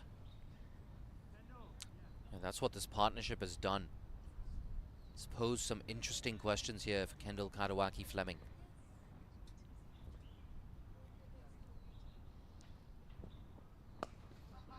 Well bowled, tucks him up. Just nudged into the offside for a single there by Yasim. Yeah, still early days for Drake in this spell. Thought that first over was pretty good as well. Bowling that first over to Babar Hayat. Conceded only 7 in his first. Only 3 off this so far. It's a very tough task. Both of these overs have been bowled from the Argyle Street end. Tries to pull that away. Yeah, signal no ball there. And you can see as well, tapping himself on the head there, John Prakash. That's a no ball for height. And what that also means is... Should be a free hit coming up. There's the signal from umpire Prakash. And 50 partnership up as well here for Hong Kong, China. At one stage, they were 54 for 5. But what a recovery from the home team. They've nearly doubled their score. And at one stage, we were thinking, can Hong Kong, China get up to 130, 140? Well, the way these two are going, there's every chance of 150, 160. Big delivery coming up. Free hit. Zishan moves across his stumps and deposits that into deep mid-wicket. That's what happens when you bowl short on a free hit to Zishan Ali. There was a discussion between captain and bowler on what to do on that delivery. I was expecting it to be a slower Yorker, to be honest. Banged it in, and Zishan has deposited that almost onto Ting Kwong Road. Big 6. How many times did we see him do that against Malaysia? Bit of deja vu here at TKRG. He's on 18. Smashed this time through the offside. Work to do. Lockie Yamamoto Lake does well to keep it down to 1. Still very spry in the field there, Lockie, after his maiden century in the morning game. Doing well. I hope we see him with the bat. Whether he be rested I'm tired. I was tired calling it. He was out there in the middle, but only 21 years of age, so he might get out there and have another hit. Yeah, it looks like he's not hampered at all physically after that century in the first game this morning. Good fitness levels there from Lockie Yamamoto Lake. I think he's saved at least 4 or 5 runs in the field so far today. Last ball of the 15th coming up. Oh, he's mishit that. Down to deep mid-wicket. They come across for a single nonetheless. A long over, a big over for Hong Kong China. 5 overs left. They're 112 for 5.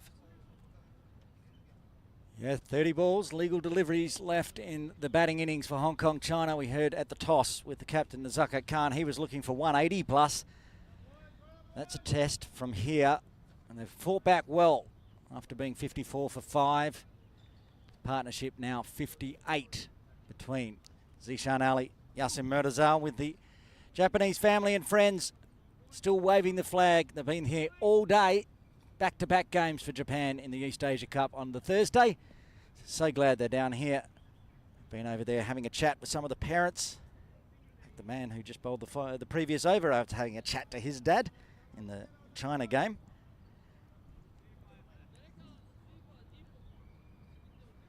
Shuffling the field, what are they going to do? Yasin Murtaza on strike. Takahashi, 2 overs, none for 12. Getting into the last 5 overs, so big scores. What Yasim's looking for. Comes down, goes straight into the side screen for 4.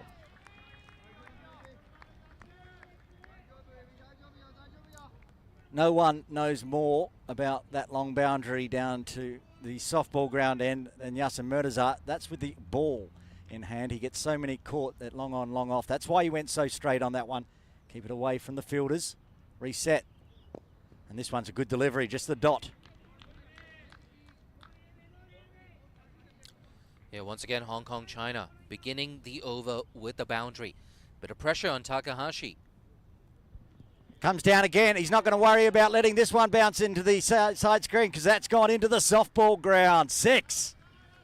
Look at that, 10 off the first 3 deliveries, and just like that, Yasim, he's raced on to 46. And again, you can see him just dancing down the track. Bang! Oh, didn't bother running. Just stood there and admired that. Another maximum here for Yasin Murtaza. Where does he bowl now? Ibi Takahashi. 10 off the first half of the over. 3 balls remaining. Yasib gone straight on 2 of those deliveries. This time just drops it down for an easy single. Rotate Zishan Ali back on strike. Saw Zishan as well going big in that previous over with his first maximum. That's the issue here for Japan. Runs are coming, boundaries are coming now from both ends. They need to break this partnership to just stop the bleeding.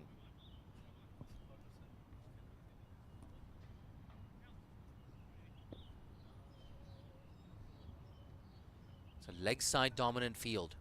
Over the wicket, Zishan tries to go long at that boundary as well, and it goes all the way for a maximum. Put 5 fielders on the leg side, put 6 fielders, put all 11 on the leg side. It doesn't matter. Zishan Ali doesn't care where the fielders are.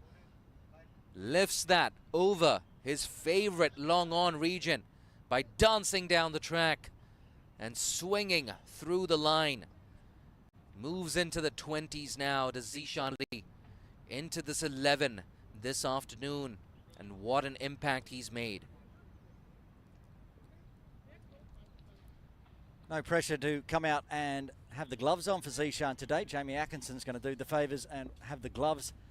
And at the moment, both these batters for Hong Kong China hitting big. Goes again, hits it straight back to the bowler, gets through his legs though. They'll get through for a single to end the 16th. Another very good one for Hong Kong China. 18 coming from it. And with 4 overs remaining, Hong Kong China 130 for 5. See those partnerships, the big one right down there, 76 for the 6th wicket. Yasim Murtaza contributing 46 of those runs.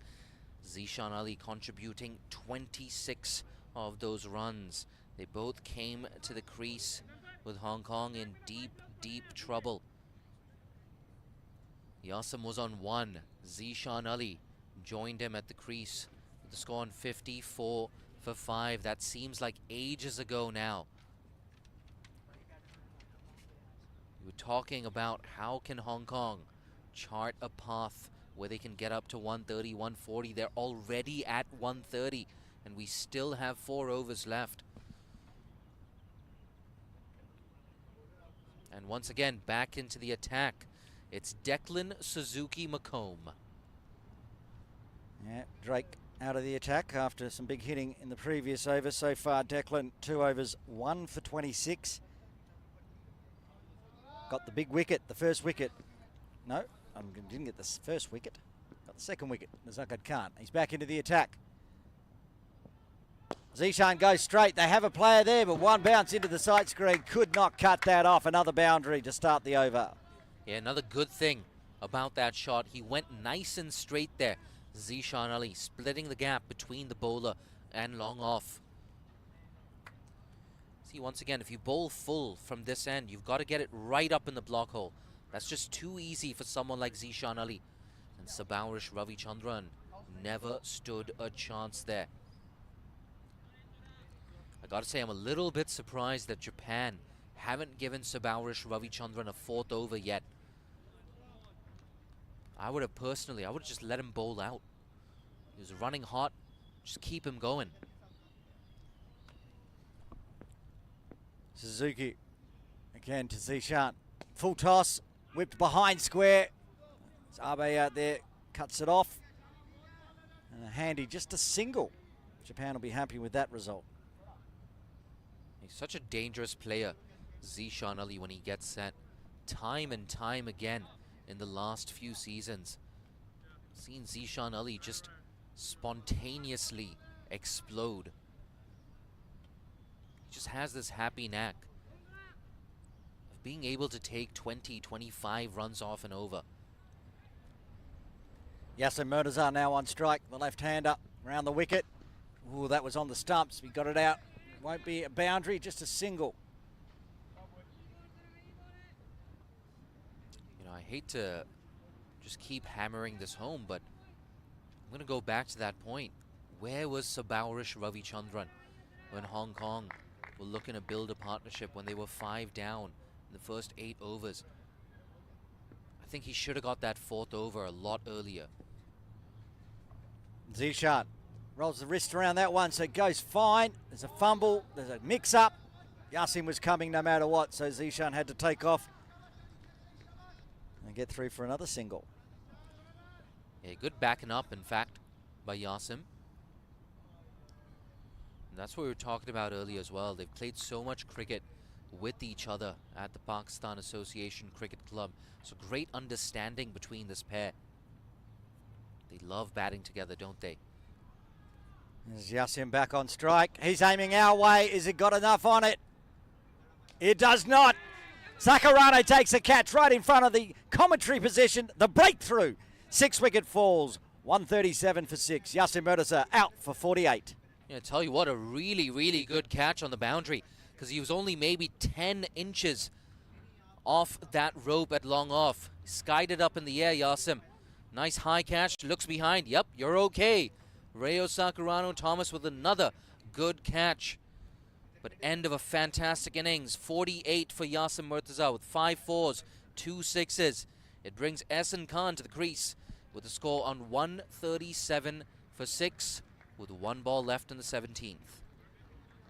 Jay, how many times over the past fortnight have we seen Yasin Murtaza hole out at long on or long off, just not being able to clear the boundary? He put 48 on, so it was a brilliant innings for Hong Kong China, but it is seeming to be a bit of his Achilles heel. Yeah, no doubt, no doubt. I think on this occasion, I personally don't have too many issues with that, given the situation of the game where in the death overs, of course, you've got to go after everything. At least with that shot, Yasim was trying to get some elevation on that. We saw it go up nice and high. In previous games, he's been caught on the boundary, trying to hit a very flat 6. So he's learnt from his missteps in the last 2 weeks, has Yasim. Fantastic knock. Suzuki to Ehsan Khan now. And angling in, a big appeal. No, going down, says the umpire, John Prakash. Hey, he thought about it. He thought did. about it. Yeah, I think just maybe sliding down leg there. But Declan, good comeback from him. Good way to close out what was a pretty decent over there. 7 runs off that over and the big wicket of Yasim Murtaza. Let's take a look at that replay again. See Yasim. Again, just shaping up to go over long off. And I think he took some pace off that as well. And Rayo Sakurano Thomas, we saw him take a screamer diving to his right earlier. This was a good catch for very different reasons. That boundary management from Rayo Sakurano Thomas, very, very impressive. He's got 2 catches, 1 a screamer. He's also got a wicket to his name. He's had a great day out in the field. Ehsan Khan out there will be itching to have a bowl on this pitch, but at the moment he's at the non-striker's end. Zishan Ali now with the job for Hong Kong China. He goes big and long and wide. Is that going to make it all the way? Of course it is. 4 runs, crunch. Yeah, what a way to greet Sabaurish Ravichandran on his return to the crease. In for his second spell. We haven't seen too much of this from Hong Kong China. He's been virtually unplayable in that first spell, Ravichandran. This time just a little bit too wide. Danced down the track to Zishan, committed to it nice and early. Picks up another boundary. Fuller this time, gets through everything. Was there anything on that one? We'll find out shortly from the umpire. 4 off the bat, so a little bit of a chance with the gloves. Mio missing out, but another boundary for Zishan Ali. Yeah, fortuitous boundary there. We saw him do this to Babar Hayat and get him stumped, but on this occasion, yeah, oh, that's a tough one to collect as a keeper. It's a fortuitous boundary, no doubt, for Hong Kong China. Lucky not to clean up his leg stump as well, but he survives. Comes down the wicket, pops it in the air. This has got to be out, and it is. Zishan Ali falls, and the 7th wicket down for Hong Kong China. 145 for 7. Yeah, end of Zishan for a well-made 40. That's 2 quick wickets now for Japan. I wonder if the pendulum is just beginning to swing yet again. This is why he's walking back to the dugout, not to the pitch of the ball. Couldn't get it over. Point. Yeah, no big celebrations there from Japan. They know there's still a lot of work to do. But 145 for 7 after Zishan was dismissed for 40. Good knock from him. 3 boundaries, 2 sixes. And now the new batter at the crease, the left-handed Anas Khan. It's a bit of a nothing shot in the end from Zishan. He's been belting them all over the park, and he's just popped that one up in the air. And the captain, Karawaki Fleming, as Jay knocks over yet more things. That's your Thursday today, mate, in the broadcast position. It's always the binoculars. The old man needs binoculars. I'll put him over on my side. Yeah, it's ironic that I couldn't see the binoculars. Maybe you need bifocals while I've got the binoculars. Anas Khan on strike. Round the wicket. And a good delivery first up. It's a big opportunity as well for Japan. Keep the runs down. Both batters yet to get off the mark. This one just spinning in to Anas. Ravichandran. Oh, there's a big appeal for caught behind. Nod. When Niaz Ali nods, that means it's out. And Ravichandran gets his 5-fer. He's got his Michelle. He's got 5 wickets. And Anas Khan out for a duck. Fantastic stuff from Sabaurish Ravichandran. Only the 3rd 5-wicket haul for Japan in T20I cricket. In fact, I think it might just be the 2nd. We'll get confirmation on that soon enough. But here's how he completed the 5-fer. Yeah, that one just going away from the left-hander. Again, Hong Kong China struggling to pick his googly. Sabaurish Ravichandran. Fantastic performance The destroyer in chief rather, for Hong Kong China. Second wicket of the over. Look at those figures. 3.5 overs. 5 for 21. He's barely put a foot wrong. And a nod to the keeper there. Mio getting across, following the ball straight into the gloves. Wasn't easy, comes off the edge. Sometimes the gloves are a bit high, a bit low. Took a very nice catch. One ball remaining in the 18th. Hong Kong China going to be bowled out here. Atiq Iqbal on strike. Well, that was anticlimactic. Had a wide. Yeah, no, I was right. This is the third 5-wicket haul for Japan in men's T20Is. The other two come in Areo Sakurano Thomas. Shorter and missed out there. Atiq trying to cut it away, but it's a dot. What a fantastic over for Japan and for Ravi Chandran, getting his fifer, his Michelle in the books, the Michelle Pfeiffer as we like to call it. And with 12 legal deliveries remaining, Hong Kong China 146 for 8. Yeah, I feel like a wasp is circling around the commentary enclosure. I digress. Yeah, on screen, the man that's got his 5-wicket haul, 4 overs, 5 for 22. Yeah, brilliant stuff.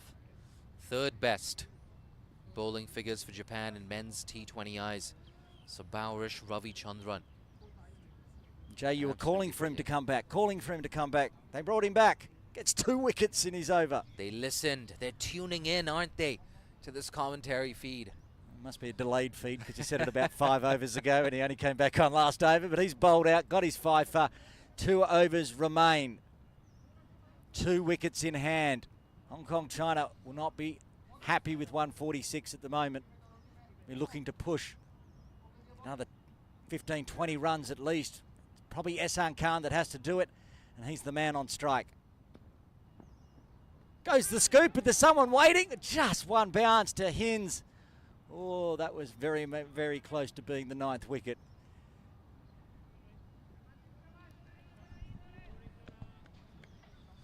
Yeah, I think if you're Atiq Iqbal at this stage, it's a matter of trying to get Ehsan back on strike.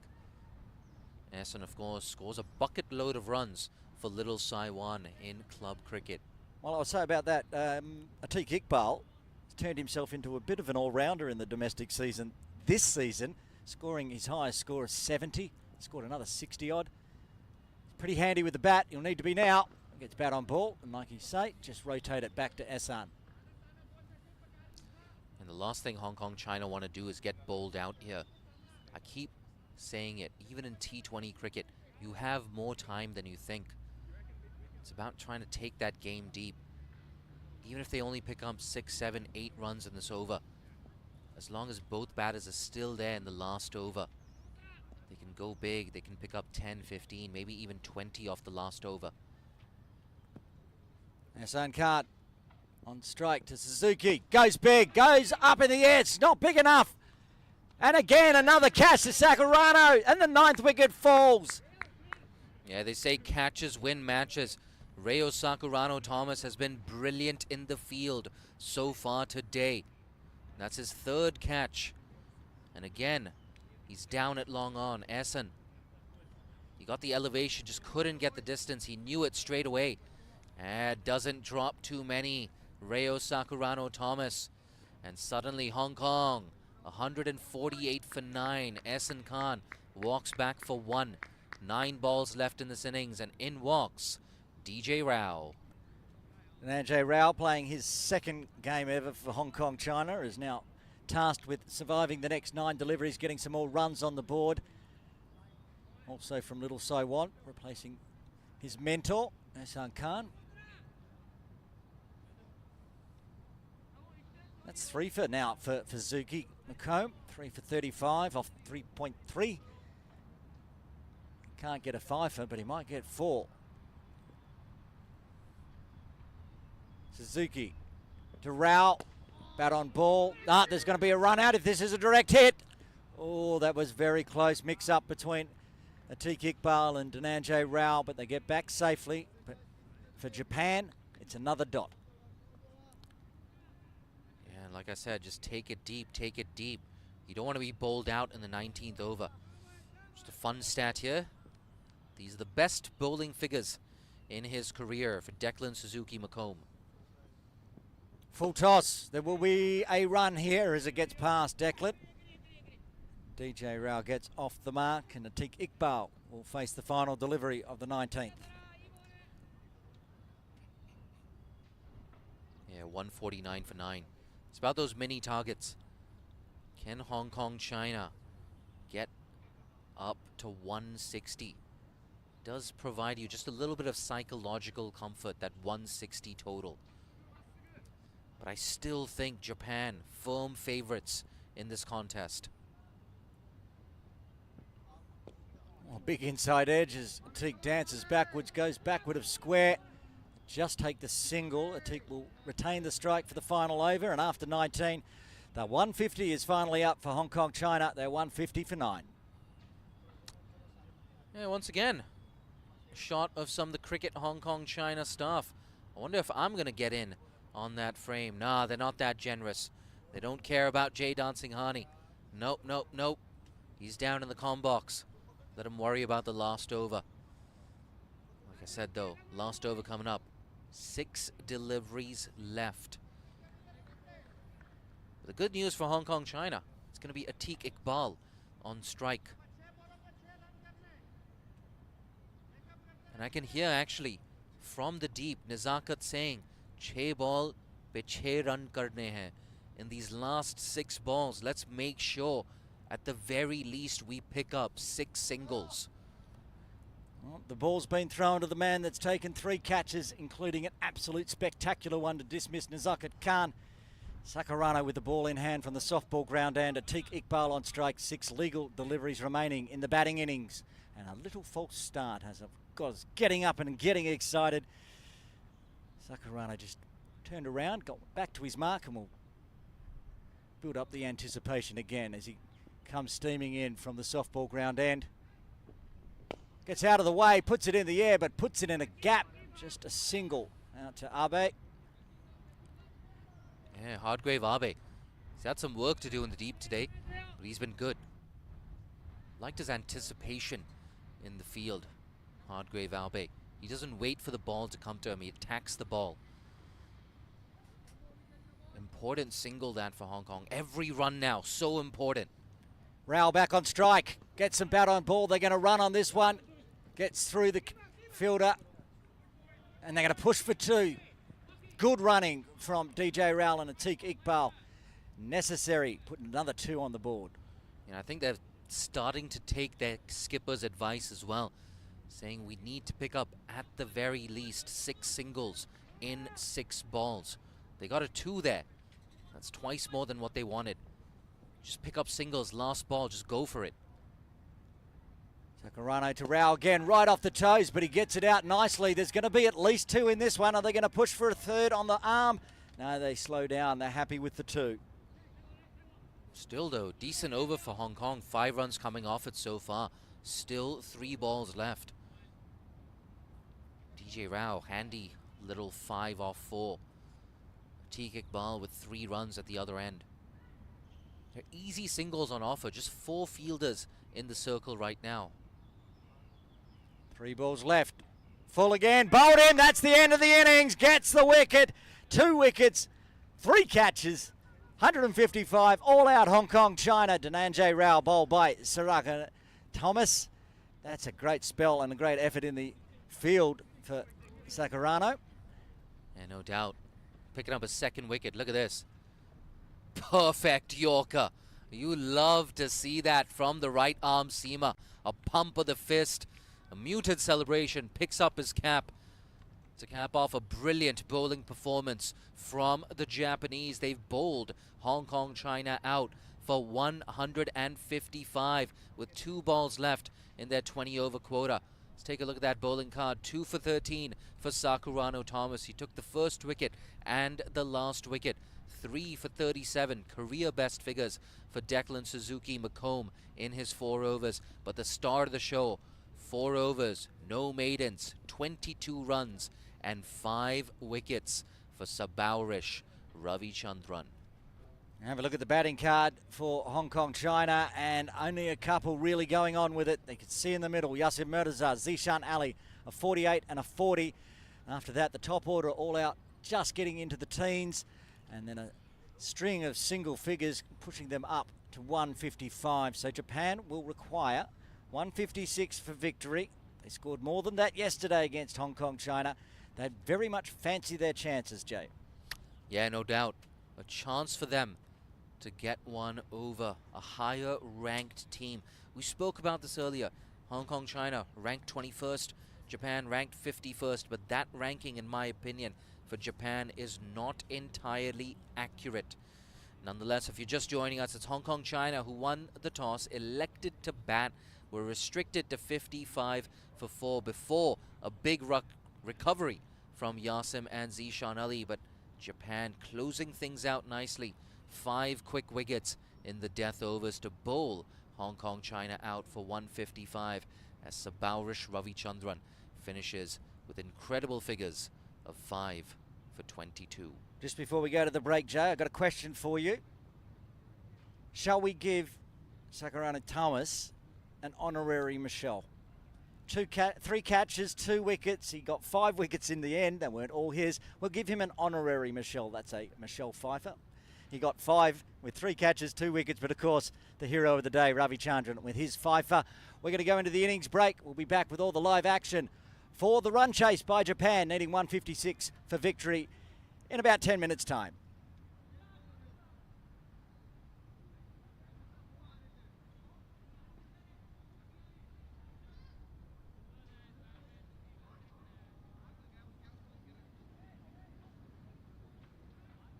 I'm going to run.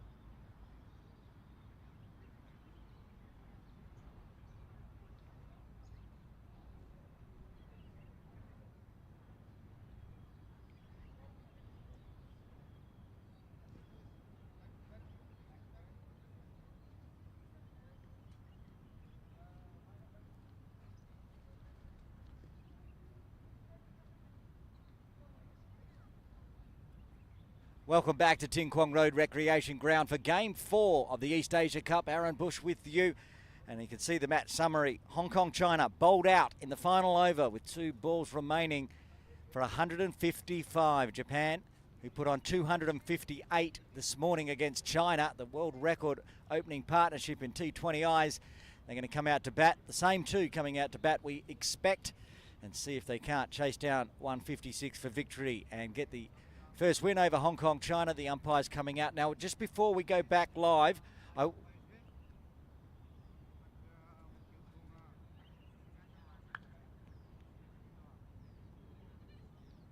okay, the umpires, John Prakash and Niaz Ali. I want to try to get up on screen a pivotal moment in the innings for Japan. And it was the dismissal of the captain for Hong Kong, China, Nazaka Khan. And it was the catch by Sakarano Thomas. I'm just going to see if we can bring it up because it was absolutely spectacular. And from that point on, Hong Kong, China were on the ropes. We'll bring it up later on if you missed it. Go back. The 5th over, the 4th ball of the 5th over. Sideways diving catch to dismiss Nazaka Khan. And from then on, Hong Kong were on the ropes and only managing 155. We talked to the captain, Nazaka Khan, at the toss, and he told me 180 plus is what they were looking at. They're a fair way short of that, 155. Can they defend 155?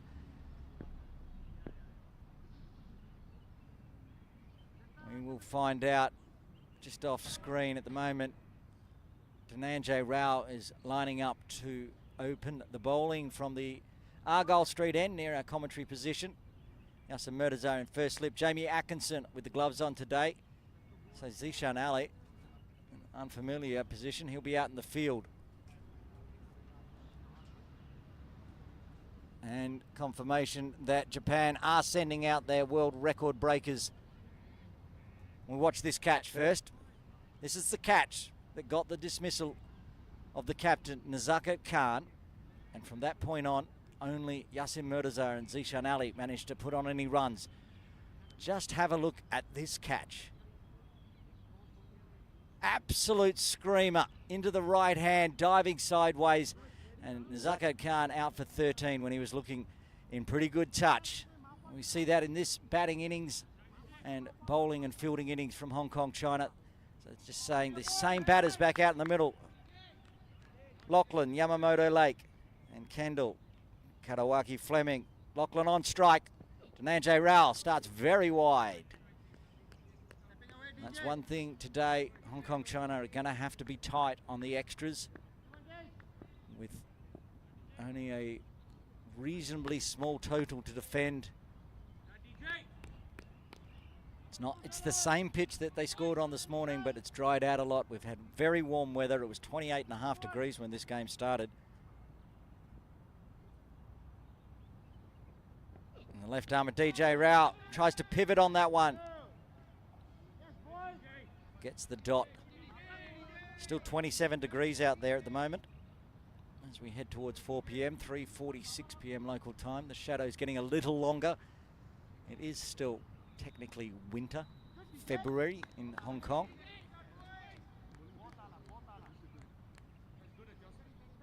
Last week it was 11 degrees. This week it's 28. Welcome to Hong Kong.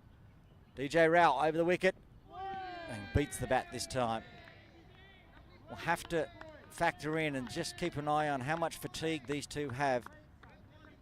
It's not that they batted 20 overs this morning, but the amount of runs they put on obviously takes a toll. They're young. Captain's 28 and Yamamoto Lake on strikes just 21. He's just also done another 20 overs odd in the field. Strays down leg side this time. Another extra. Dhananjay Rao making his debut for Hong Kong, China yesterday.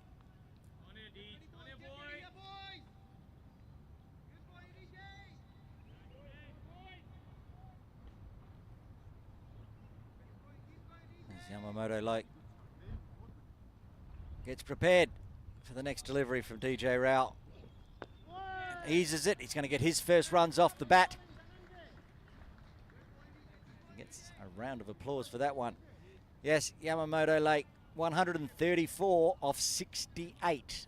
Just a tick under 200 strike rate against China with 8 fours, 12 sixes. And his captain, he also got a century of 53 deliveries, 109, 11 sixes, 3 fours. And the player of the match that game, we couldn't decide, so they both shared the award. And they're back out in the middle for Japan.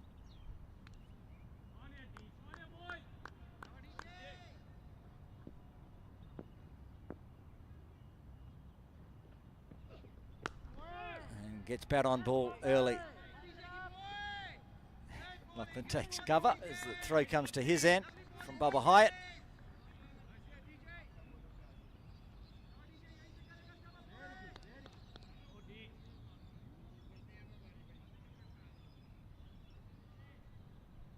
Left arm to left hand.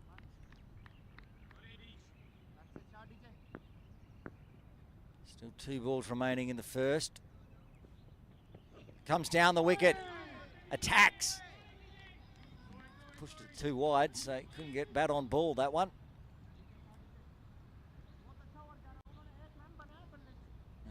Fair call from umpire Prakash. Katawaki Fleming put his bat down back in the crease, is pretty much where it went through. 3 extras to start the bowling innings for Hong Kong China.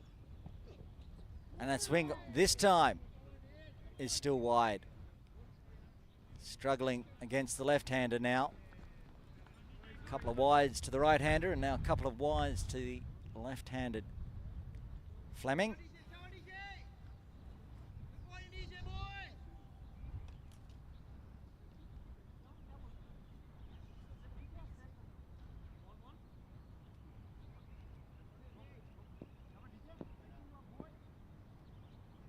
Slip in place and gets bat on ball again to Bubba Hyatt.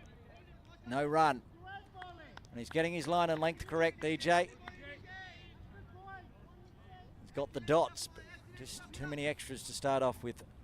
1 ball remaining in the first. Thanks for holding down the fort, Aaron. Yeah, I was down there in the supporters tent speaking to both Hong Kong fans, Japan fans. And the general consensus seems to be it's a close game, practically 50-50. The Hong Kong fans, Hong Kong China fans, feeling pretty good right now. The important thing for the home side, they've got runs on the board. You can't underestimate the importance of that. We've seen it in the YouTube comments and also some of the Japanese fans I was talking to. This, if Japan get over the line, would be one of their more memorable T20I victories. Driven, catching chance. Oh, it's been put down by Nazakat. Yeah, I tell you what, at this level, you've got to hold on to catches like that, especially if it's Kendall Katawaki Fleming on strike.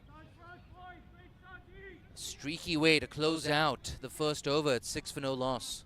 We showed a replay before the innings started of the catch that dismissed Nazakat Khan. An absolute screamer from Thomas.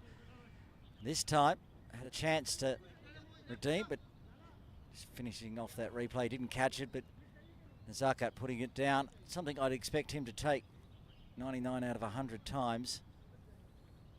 Yeah, I was about to say, I actually don't remember the last time that Nazakat Khan put down a catch.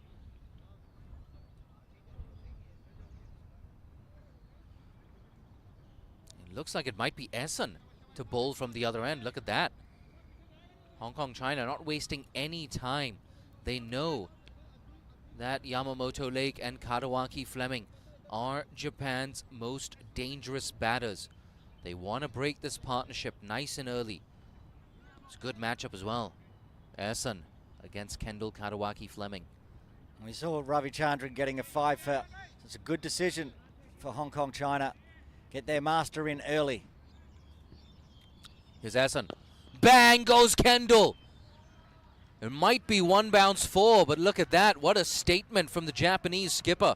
I don't care about your reputation, says Katawaki Fleming. Goes through with the shot, picks up the first boundary of the innings. Onto it beautifully, putting pressure on. Knows only 2 outside the circle, so goes bang. Long boundary, which is why it didn't clear the rope, but still, first boundary in the books. Oh, that was uppish. One bounce to that gully fielder, Azaz Khan. I think he's made up his mind here, Kendall. Doesn't care about reputation. He's going to attack Essen. That's a top edge, a chance maybe, but nobody's out there. Deep square leg. It runs away for another boundary, the second boundary of the over.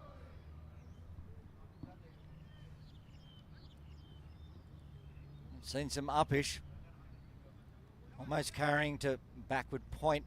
This one up and over, but nobody there. Top spinner away. It's down to the ropes. Another boundary in the books. 3 balls left in the over. Watchful this time. Good comeback from the veteran off spinner. Yeah, one of the best spinners in associate cricket, Ehsan Khan. A top class performer. Down the track. Chance. Oh, just short of Nazakat. I don't think that's going to go down as a chance. They get through for a single as well. Another one in the air from Fleming. Just falls short. Nazakat Khan got some fingertips on it to stop it rolling through to the ropes. Does get a single, and the final delivery will be Yamamoto Lake on strike. Yeah, they're keeping the Hong Kong China captain nice and busy there at mid-on, mid-off.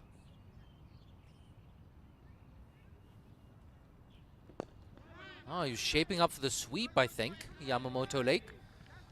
Nudges it to mid-wicket, no run there. Good over, though, for Japan. 9 runs off it after 2. It's 15 for no loss. And I believe we're going to pull up that dropped catch from Nazakat Khan in the previous over. Like we say, 99 times out of 100 you'd expect him to take this. Not easy, moving to his left. Could have been the huge wicket of the captain to captain. Yeah, there's that drop chance. Like you were saying, would have been a massive moment in the game. It's already cost Hong Kong China 2 boundaries. So note that down. Kendall Katawaki Fleming dropped in the first over. Picks up another single.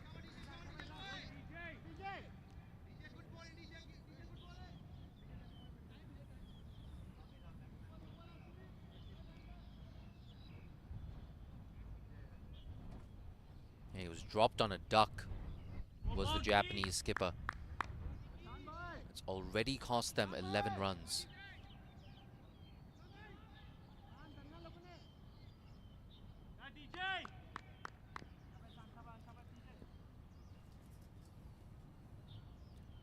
Yamamoto Lake looking for his first boundary. Ooh, that's down the leg side. Another wide from DJ Rao.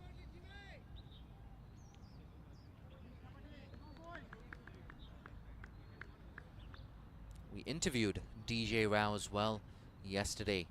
He said, my designated role is to open the bowling. I'm there to find early swing, take early wickets. You can see him as well searching for early swing and search for that first wicket. Moves across the stumps, that's high in the air. This time it should be taken. Nazakat makes no mistake. That's the end of a Lockie Yamamoto Lake. A big breakthrough for Hong Kong. Yeah, pats on the back here for DJ Rao, Dhananjay Rao. Here's how he picked up that first wicket. Trying to go over deep square leg. He loves that shot. He's going to hate that result. Easy catch there. So after that century in the morning game, a dejected Yamamoto Lake walks back to the dugout for 1. Japan are 17 for 1 after 2.2. And in walks Wataru Miyauchi at number 3.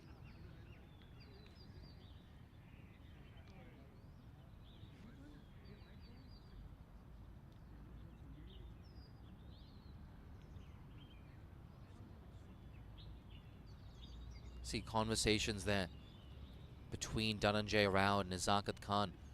That was a massive moment in the context of this game. It's every chance that this contest between Hong Kong, China and Japan is a dress rehearsal for the final day after tomorrow. If you're watching in Hong Kong, come down to the Tin Kwong Road Recreation Ground on Saturday for the big final. That's on Saturday morning. You already have a good crowd in today. DJ Rao, he's got 1 wicket. Can he get 2? Well played. Miauchi keeps that out. Bold DJ, bold DJ. Some of the encouragement from those Hong Kong fielders.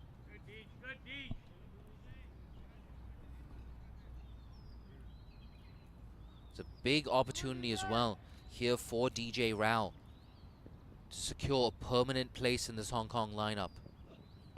Oh, effort ball. Lucky way to get off. Not about to say get off the mark. No single there. Could have easily gone on to the stumps. Let's look at that. How close was that to leg stump? It's DJ Rao here. He's threatening the outside edge. He's finding that movement back into the right-handers.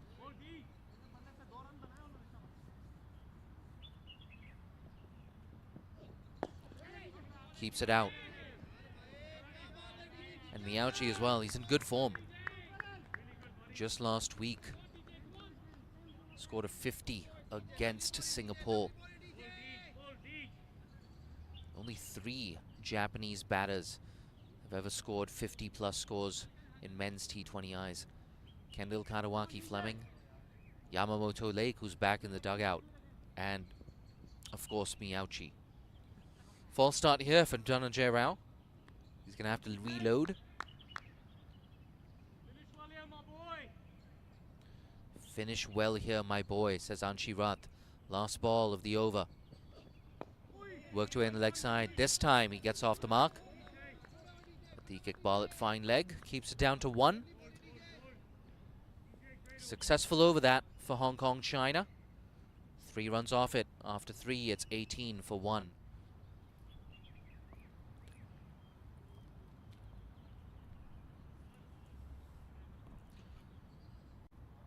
Let's take a look at that wicket. Lockie Yamamoto Lake. Wasn't that short. He tried to go over square leg. It angled across him as well. That's what made it so hard to get it off the middle. Easy catch as well for Nazakat. See that winning and score predictor.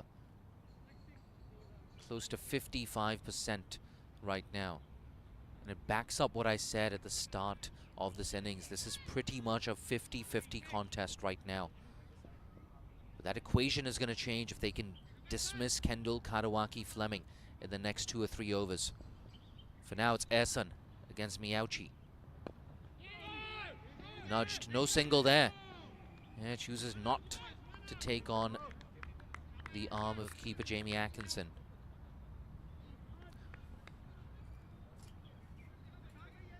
It's a very busy player, is Miauchi. He's very quick between the wickets. Ooh, missed that. Just went on with the arm.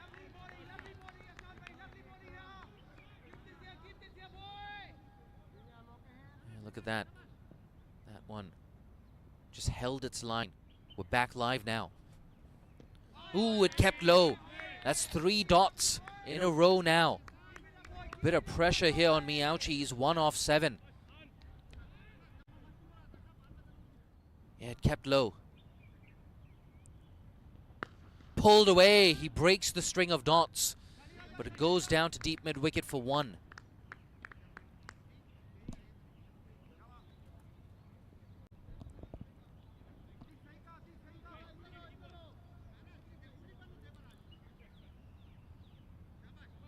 Hong Kong, China. They desperately need the wicket of Kendall Katawaki Fleming. Down the track goes Kendall. Oh, he's nailed it. Mid-on, never stood a chance. This is the battle of the day right now between Essen and Kendall Karawaki Fleming. So far, it's Karawaki Fleming winning this battle. Check this out, coming from around the wicket, Essen. Use of the feet again, disrupting the length of the bowler. Can't do much about that if you're mid-on. The only thing you can do is drop back to long on. And that's exactly what Nazakat Khan has done. Backs away this time. He was a bit late on that. The battle continues. After 4, it's 23 for 1. See over here. Got his bat down just in time. And the last thing you want to be doing is trying to cut Ehsan Khan off the stumps. So 5 runs off that over. A very eventful one. A change of bowling now.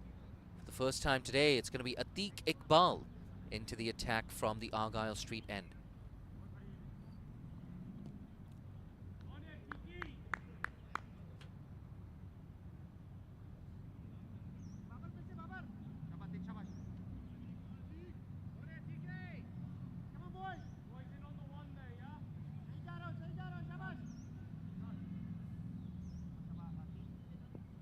Yauchi, 2 of 8, looking for his first boundary. Ooh, poking at that. Bit of extra bounce there from Atiq. That's a good start for the right arm seamer. Nice and straight, bit of movement away. Wonder if it's worth just getting a slip into position. He's looked a bit scratchy at the crease so far this afternoon, has Miyauchi.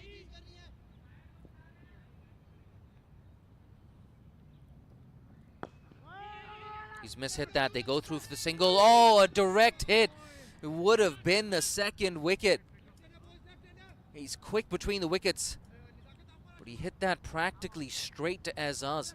Look at that, bang through the offside. Clean pickup. Tell you what, a direct hit would have been the end of Miyauchi.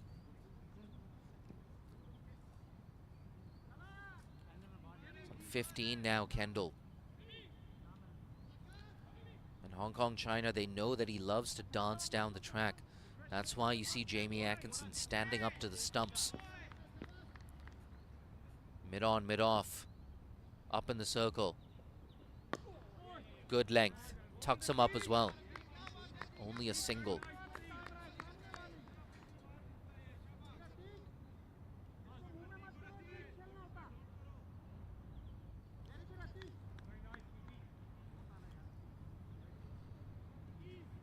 Very different situation this for Japan. Firstly, they're chasing.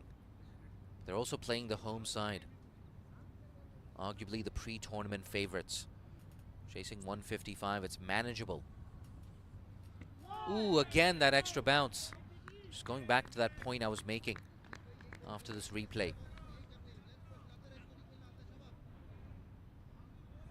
Again, just a bit of extra bounce. Couldn't guide that away. Yeah, the point I was making. Kendall Karawaki Fleming. Might see a different approach from him. Maybe just looking at bat time. This time he connects with a cut shot, but straight to the fielder. Aaron Bush is back in the comm box. Yeah, thanks, Jay. And that was to Zishan Ali at point. Don't get to say Zishan Ali fielding at point very often. With the 2 glovemen in the team today. Jamie's got the nod. Yeah, I don't think I've ever seen Zishan Ali without the gloves on. It's been a while at least. Last ball.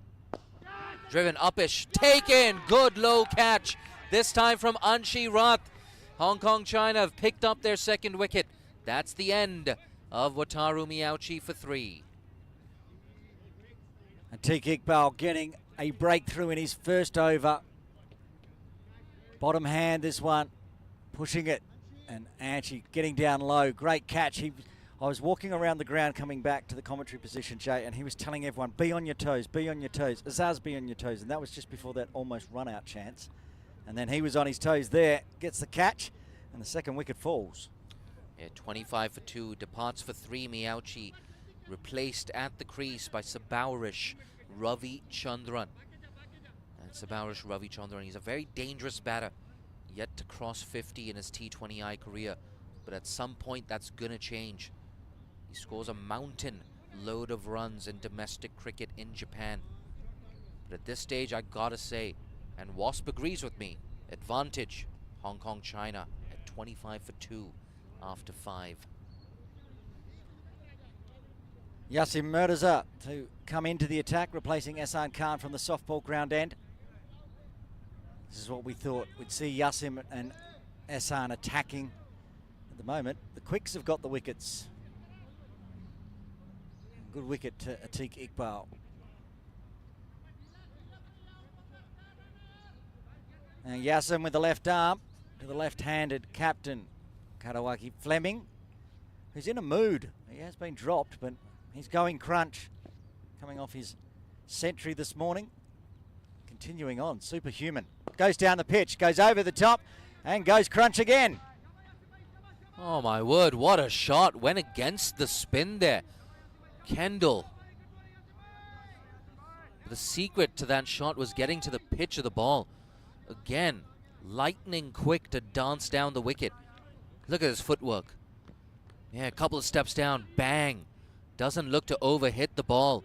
Just a beautiful extension of the arms.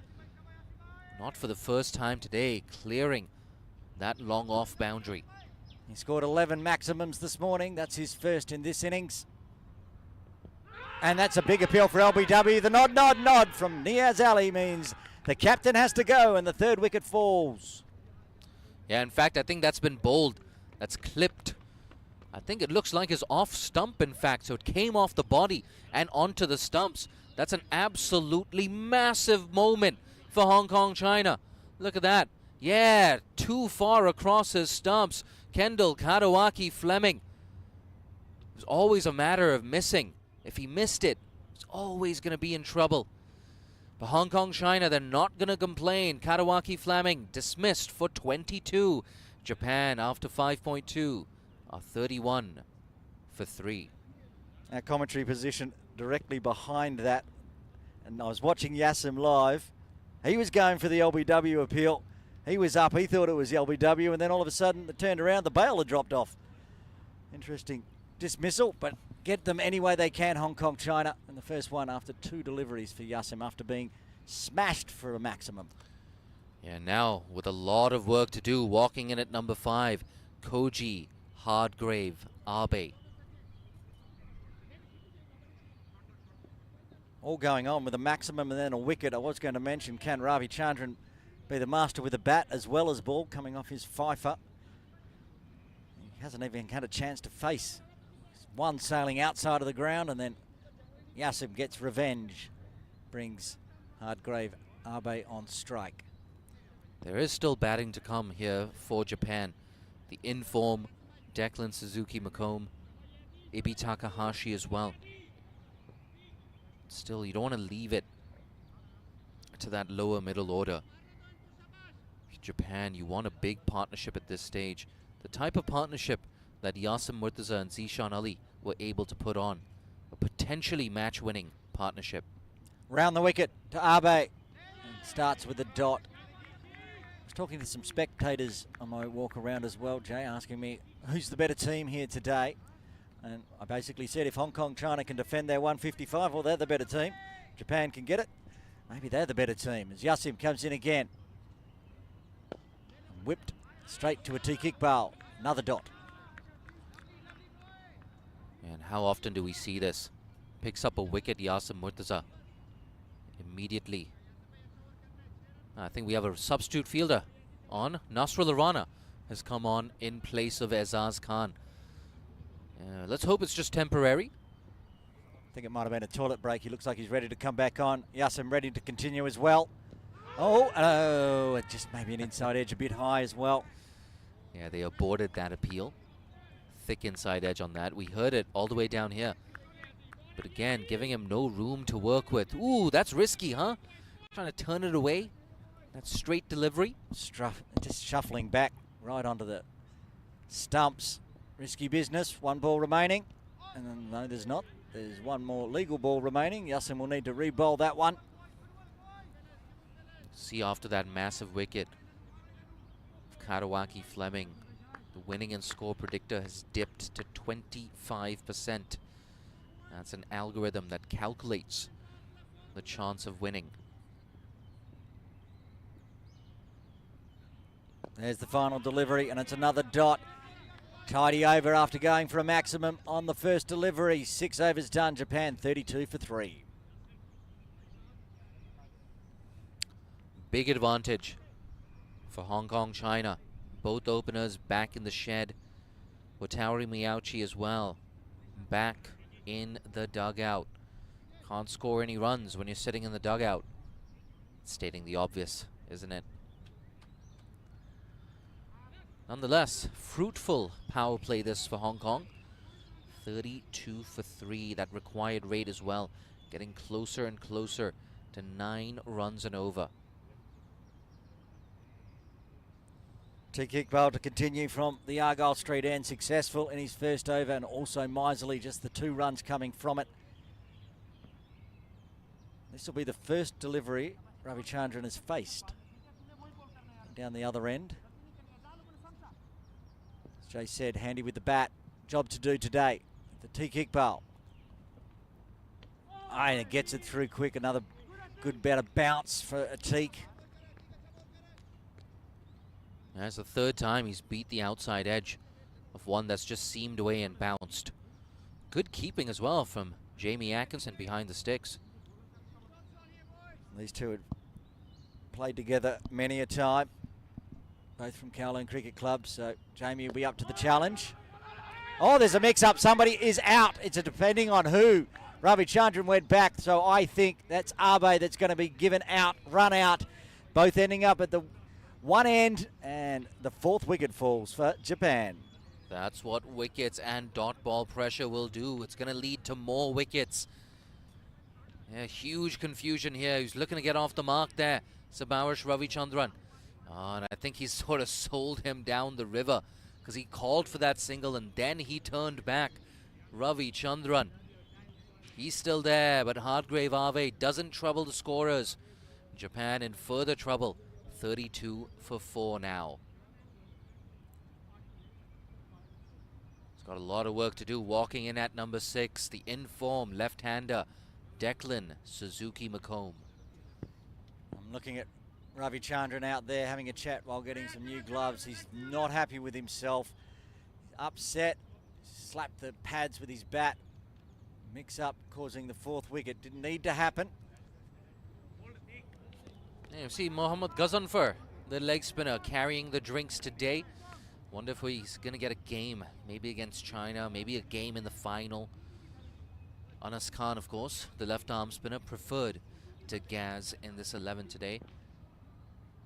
You ever seen Gaz without a smile on his face? He's the happiest cricketer, even if he's carrying the drinks. Yeah, he's one of the good ones, isn't he, Gaz? Iqbal. Ravichandran. Now they're going to try for that quick single and get through safely, what they should have done last time. Yeah, finally off the mark. Sabarish Ravichandran. Took 3 deliveries to get off the mark, which is not an eternity. But so much has happened since he's come to the crease. Ravichandran is one of those men, isn't he? Someone who, he's his own harshest critic. He sets very, very high standards for himself. Sometimes I get the feeling he puts himself under too much pressure. But he's so dangerous, Ravichandran. Declan on strike, first ball. Teague in and shuffles across, going to get runs off the bat from the first delivery. DJ Rao cleaning up down a deep 3rd. I remember once Sabarish Ravichandran came up to me in Japan. He said, "Hey Jay, I heard you said this thing about me on commentary. I got scared. Like, oh man, this man, he's gonna lay into me." He paused. It was a nervous pause. Then he said, "Jay, you're right." I was like, oh, thank God.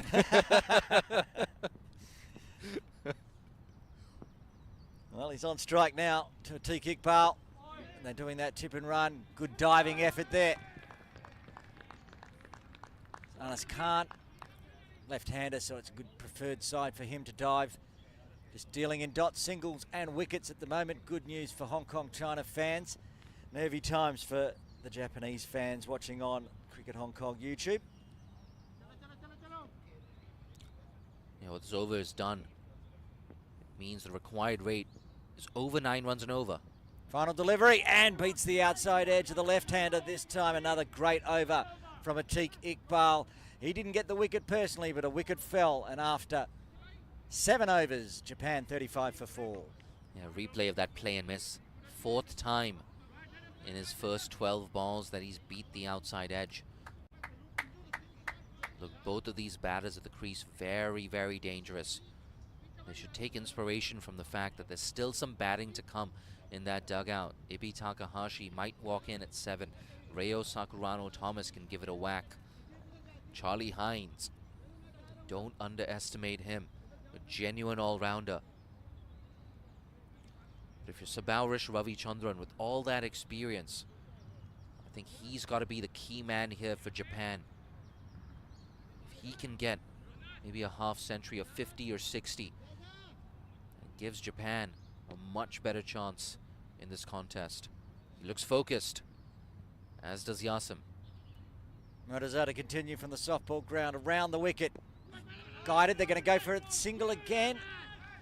This back forward.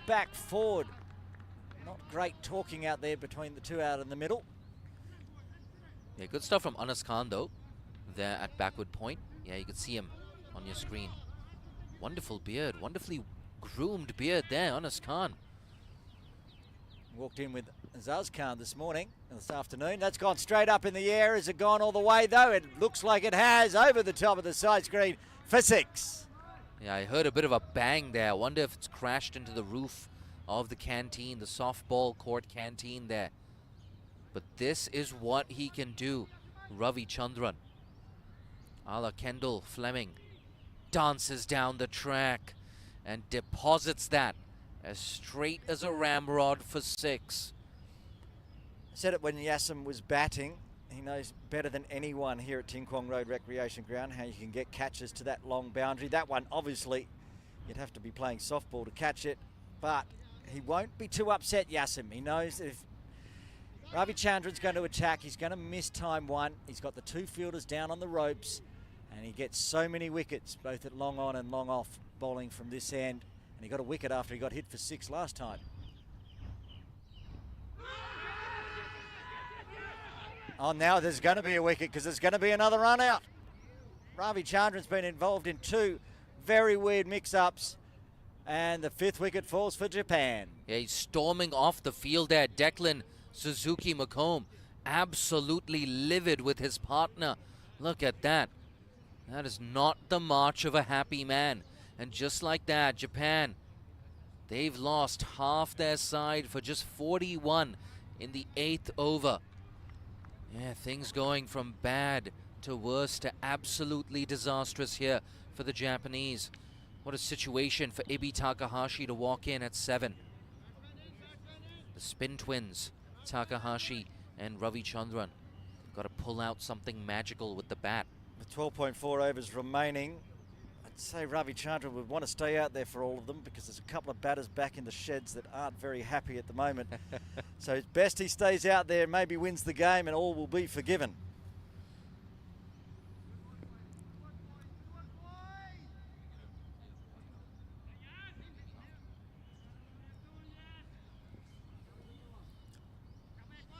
Much like last over with the Atiq Iqbal, he got a wicket, then the next wicket generated a run out. Same for Yasim. Straight after that 6 as well, another wicket falls, and he continues his little battle with Ravichandran. Pushes it down leg side though. Need to re-bowl. I think after this over, we're going to take a look at that run out. Just figure out who's to blame for that run out.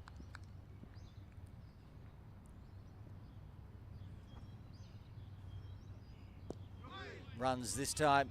Just straight through to square leg, gets through for a single. Yeah, I was watching Yasim and umpire Niaz Ali. Yasim was appealing for LBW. Yasim was nodding, shaking it off, saying, Niaz says no. The umpire said not out. And then all of a sudden I saw 2 batters at one end, so we really need to have a look at that replay. We'll watch it in 2 balls time. That brings Takahashi on strike.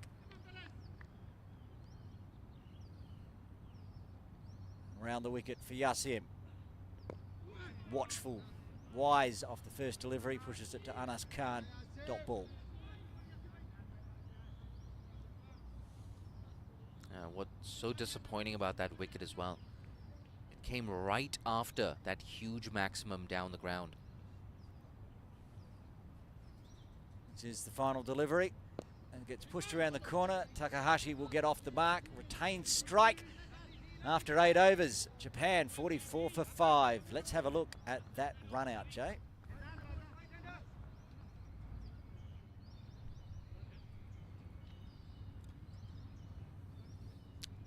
Yeah, let's see whose call was this. Yeah, no, I'm not sure why he went there, Declan Suzuki Macomb. Yeah, so it's honours even there. I think one of the run-outs probably down to Sabarish Ravichandran. Yeah, Declan Suzuki Macomb, I don't know what he was doing. Surely if it's in front of the wicket, it's the striker's call. So Sabarish Ravichandran, he didn't know where the ball went. You can't run blindly like that. I think you're right with that point that he wasn't sure where that ball was, so he's trying to figure out, was he out LBW, where the ball went to the field, and all of a sudden he looked up and there was his teammate right in front of him, changing bowling from the Argyle Street end. First time today we're going to see the speedster Zaz Khan replacing Atiq Iqbal.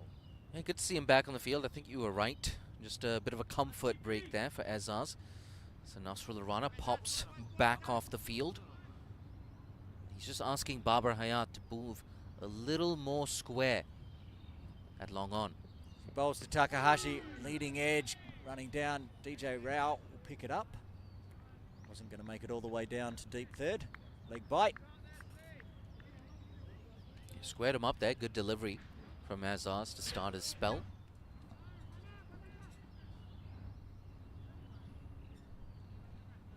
It's a good time to come on to bowl as well. The required rate getting close to 9.5 runs and over.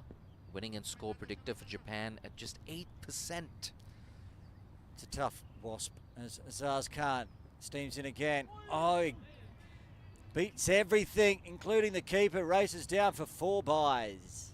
Yeah, I wonder how close this was to that helmet as well. Thank God, from a Hong Kong China perspective, it didn't hit that helmet. Otherwise, it would have been 5 penalty runs. Yeah, signaled byes there from the umpire.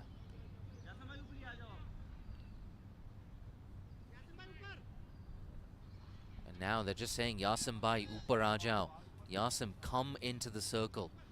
He was at deep mid-wicket. He's now coming into the circle at mid-wicket. Ravichandran on strike. Been involved in some interesting incidents. Now trying to make amends with the bat. It's flowing down to deep third. Ehsan Khan in the Ehsan Khan corner keeps it to a single. And that's 50 up as well here for Japan. It's taken 8.5 overs. They've lost 5 wickets in the process. So that's the issue for them, the wickets column. 2 needless runouts as well. I think it's the runouts more than anything that's really hampered them in this run chase. And as Azaz bowls to Takahashi, I think he's gone to try to go to the slower Yorker, pushes it too wide. Need to re-bowl.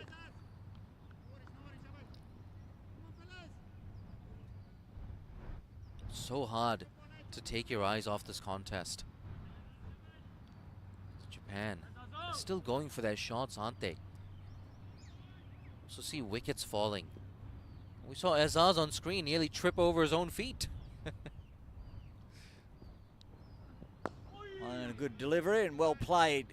Keeps it to a dot though. Apart from the wide, there's been quite a few extras. Sometimes we see a lot of extras from Azaz Khan, no balls and wides, but most of them haven't been his fault this over, apart from pushing one too wide. That one there, right on the money. He said he tripped over his feet as he started. Maybe he needs to do that each delivery, because that was a good one. Ehsan Khan coming up off the ropes from deep third inside the circle. Yasim goes back. Yeah, they're just trying to protect the over now. Hong Kong, China. Absolute paddock on the leg side. Takahashi pushes it on the offside instead and still will get a single. Gets his second. I think if Japan don't get over the line today, they're going to view this as a big missed opportunity.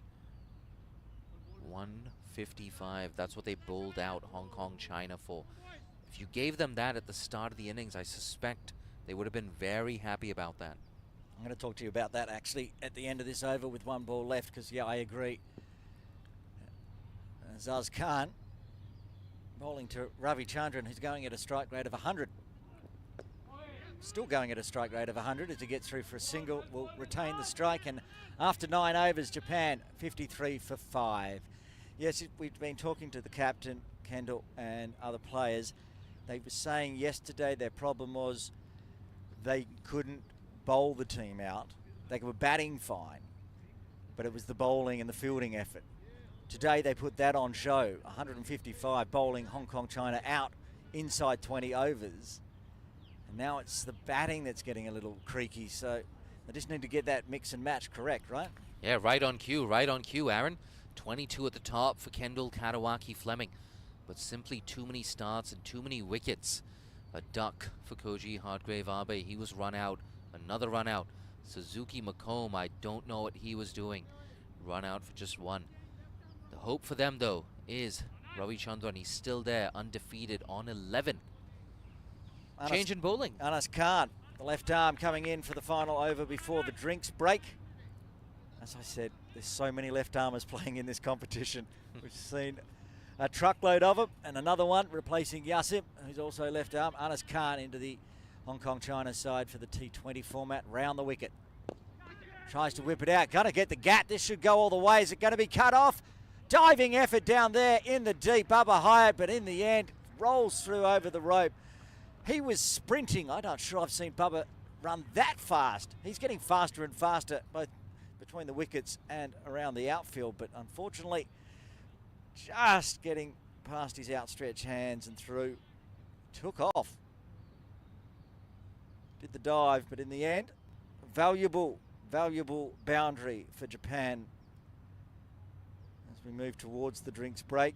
Anas Khan won't mind that. Bit of bottom hand in it. And Zakat Khan now in close.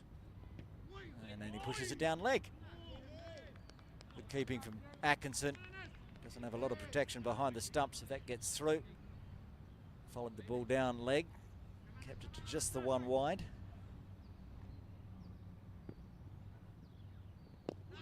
And that's the better one from Anas Khan.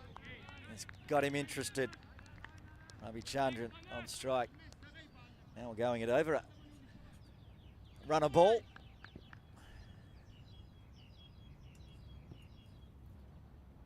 Right on the toes, appeal. Not out, only Anas Khan appealing.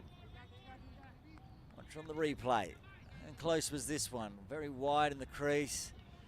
Good decision by umpire Ali, drifting down leg.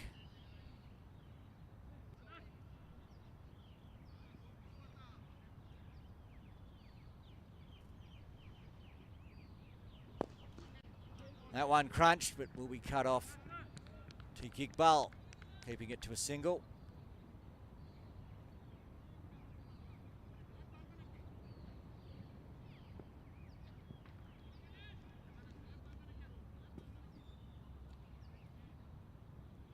Comes down, a big appeal this time. That's got the nod, finger goes up, and the 6th wicket falls for Japan.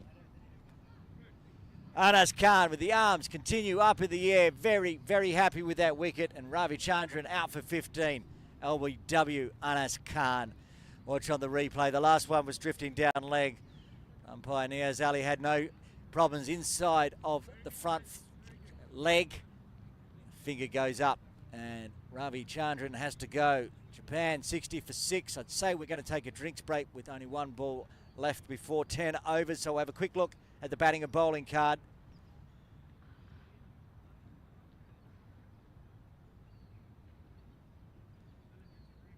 We won't at the moment. So what we'll do is we'll give you that details after the drinks break. Enjoy the little 2-minute break and we'll be back with all the live action in about 2 minutes' time.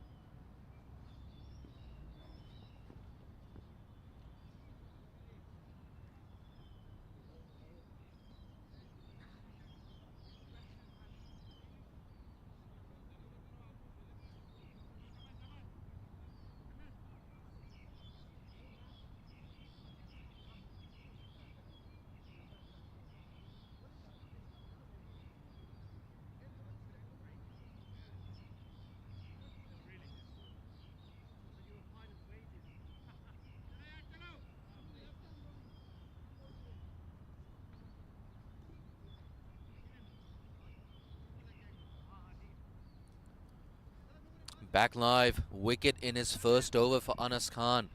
60 for 6, Japan. Rayo works it away. They get a single. It's good running. They're quick between the wickets, aren't they? But the halfway stage, a lot of issues here for Japan. They're 61 for 6.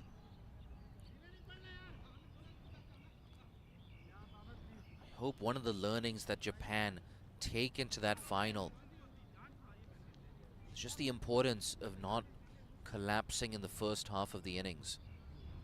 There's no reason why you can't chase 9.5 runs and over in the final 10. And, well, speaking of that, they need exactly 95 to win in the last 10 overs. You can definitely do that with wickets in hand, given the ground dimensions. And it's not like Japan have struggled to find the boundary. We've seen 2 maximums and 4 fours along the carpet as well. Rayo Sakurano Thomas facing up to Azaz. Worked away down to deep fine. Just 1. If you break it down even further, I've seen time and time again teams chasing 11, 12 runs and over at TKRG in the last 5. Shot of Babar Hayat down there. He's had a lot of work to do on the boundary. Someone's fingers taped up as well, I see.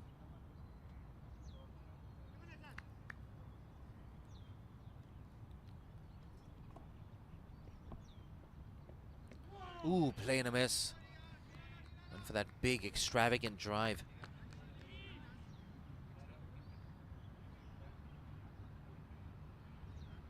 Yeah, Ibi Takahashi loves going through the covers, doesn't he? See him as well on that replay, just clearing the left leg, trying to create some room for himself.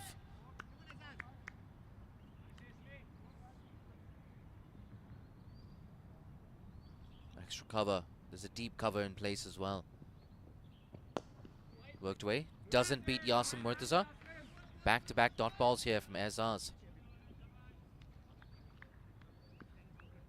There's a very real threat that pretty soon that required rate for Japan could start nudging 11 or 12 runs and over. Babar Hayat missed out today with the bat. You can see he's got his shades on the back of his cap. It's not that sunny anymore here in Hong Kong, China. Lets it go. It's a nice bonus run there.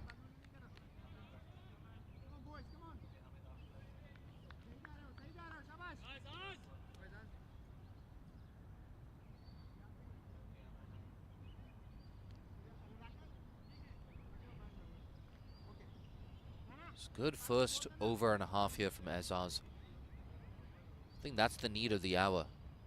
Nothing fancy. Just good defensive bowling skills will do the trick. Good timing on that. It's only 1 to deep cover. No, in fact, they're going to come back for a second. They run 1 for the throw. Yeah, deep cover. He just hung back and waited for the ball to get to him there. Got to attack the ball a bit more proactively.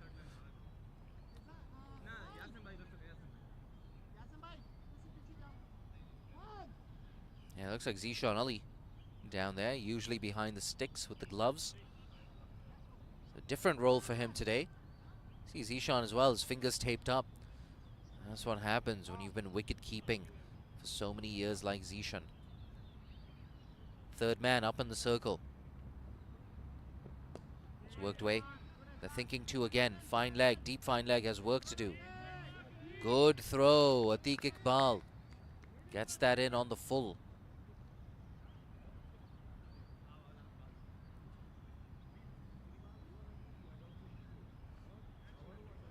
Five off the over.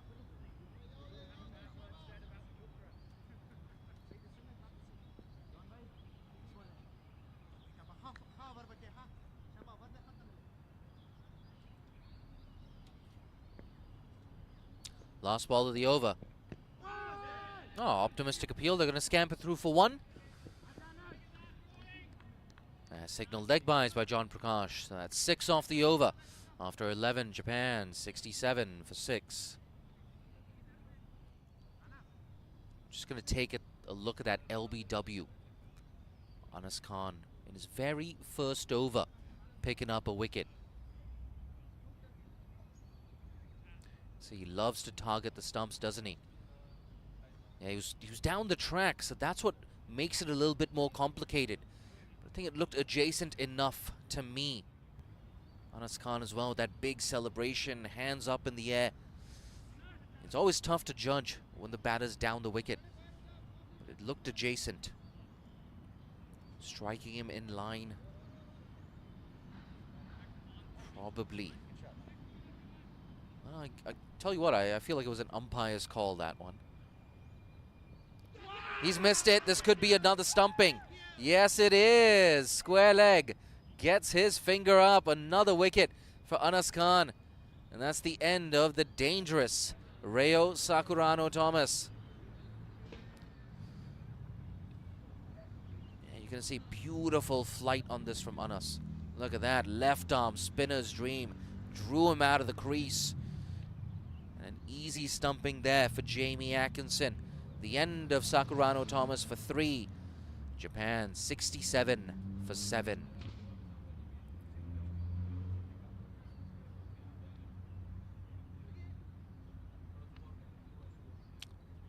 Walking in at number 9 now with a lot of work to do. Needs a bit of a miraculous partnership here. It's Kazuma, Kato, Stafford.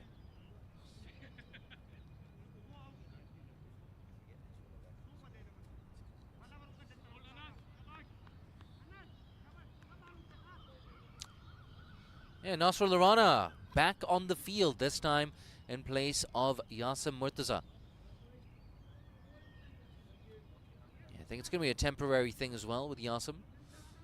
I hope he'll be back on the field as soon as possible. And Yasim, he's among the many wicket takers for Hong Kong today. Anas Khan, though, he's taken 2 wickets already. Another one of those finger spinners, trying to make a case for a more regular selection in this Hong Kong lineup. Saw Dan Pascoe in that series against Malaysia in the preceding tri-series. Anas again. Driven, gets off the mark. First ball is Kato Stafford.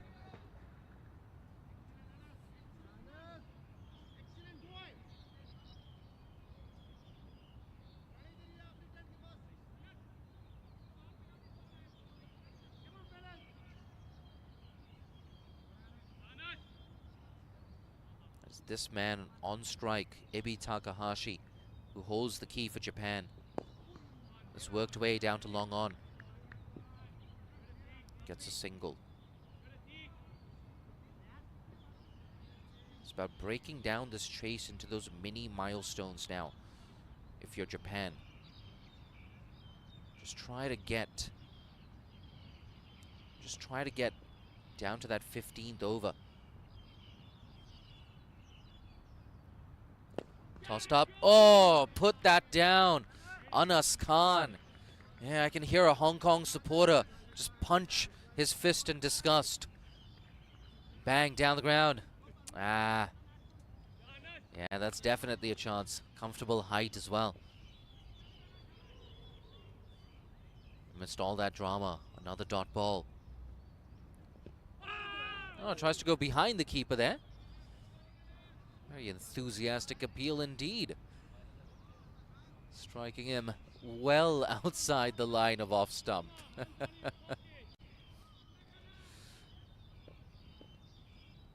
It's consecutive dots now. Tossed up, goes leg side again. Does he find the gap? Nasrul Rana. Oh, he's fumbled that. Nas makes a good recovery. Can't prevent the second. So drop catch and a bit of a misfield to close out an otherwise successful over. 4 runs off it. And the wicket of Reo Sakurana Thomas after 12. It's 71 for 7.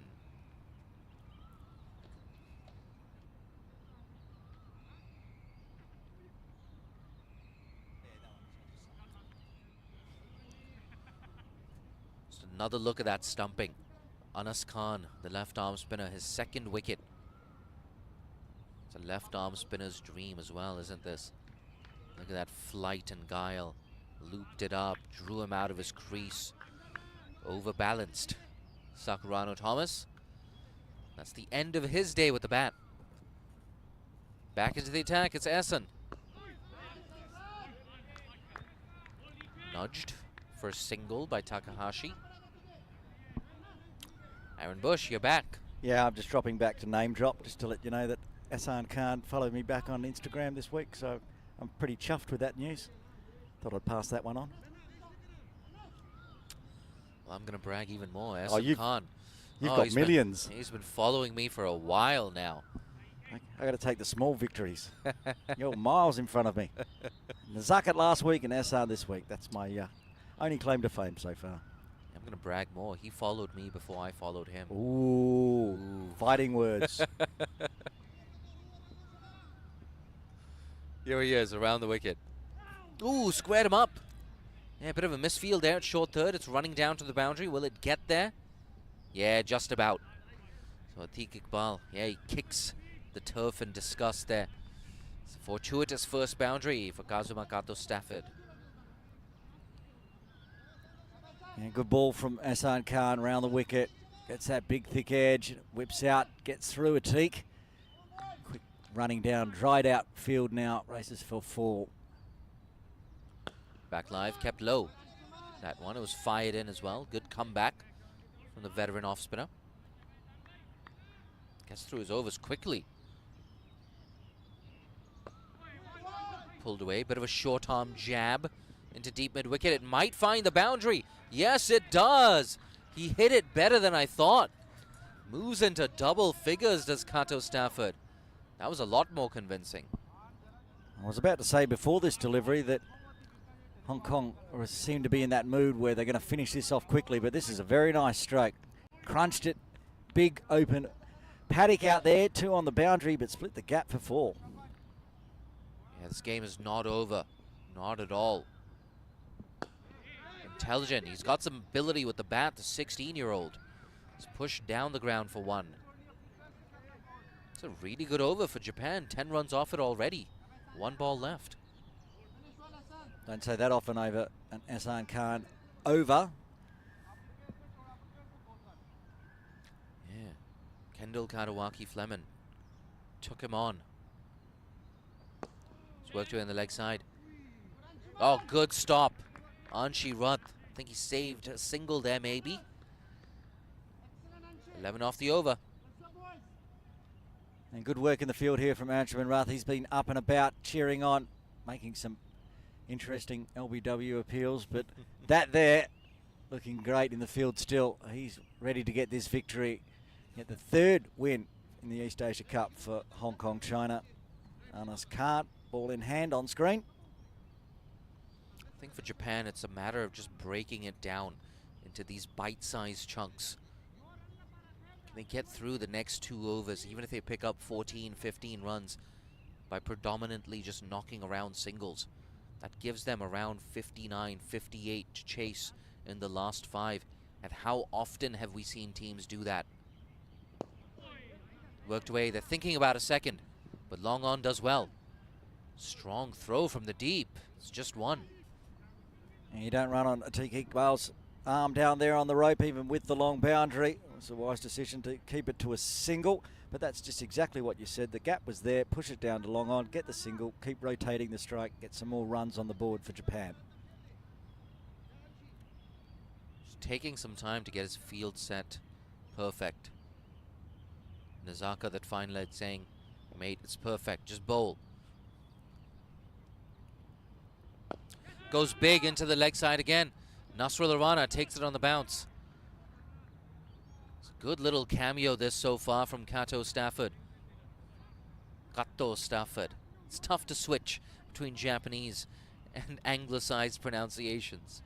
You don't have to tell me twice, yes. It's been quite the East Asia Cup. It's good to learn all the players' names, and Takahashi back on strike. It's a good stop. I think that's Anshi again, yeah. He's been kept busy. Ooh, he's just holding his shoulder. But he puts up his thumb. Thumbs up, he's okay to continue. Down the track, nice and straight, and into the side screen. That's gone all the way. Ibi Takahashi, what a time to hit your first maximum. I like that I'm seeing the China and also Japan players learning the rules of the ground here at Ting Kwong Road Recreation Ground. If you're going straight towards softball, go straight. And he did and got the maximum. Watchful this time. Good stop, Anas Khan. Saved a single there. Gets a round of applause as well. A low 5 there from Anshi. And it's one of those things where it takes a few games for teams coming in to learn the ground. And they're doing well. No single. 8 off the over, including that maximum. After 14, Japan, they're 90 for 7. They need 66 off the last 6 overs. A nice partnership off 17 balls now. 23 runs. I want to go back also talking about that hitting straight. We saw it from also the captain, Kendall and Lachlan. In the China game, they learnt they could go wide. You can go wide if you're hitting down towards the Argyle Street end, but it's much longer if you're going towards softball ground end. If you start going on the arcs to long on, long off, that's where you get caught out. But if you go straight to the sight screens, almost every time it's a boundary 4 or 6. Yeah, I gotta agree with that. I think certain players though, someone like Zishan Ali, doesn't matter how long the long on is. But if you get it, you gotta get a good piece of it. Oh, it beats cover. It doesn't beat Barber. Just a single. That's what I was talking about, Aaron. The last 5-6 overs. If you need around 11 overs, 11 runs and over to win, it's doable at TKRG. Absolutely. With Ehsan Khan bowling from the Argyle Street end. It's in the air, hits that. Just sneaks over Anas Khan in the covers. They're gonna come back for 2, in fact. Slow bowler from Argyle Street end. It's rare. Maybe it's a ploy by Hong Kong China to try to lure in the big strokes, trying to take on the shorter boundary down towards the commentary position. So far, the batters have resisted. Bang! Oh, that's gone all the way. It's out of the ground, I think. Wow.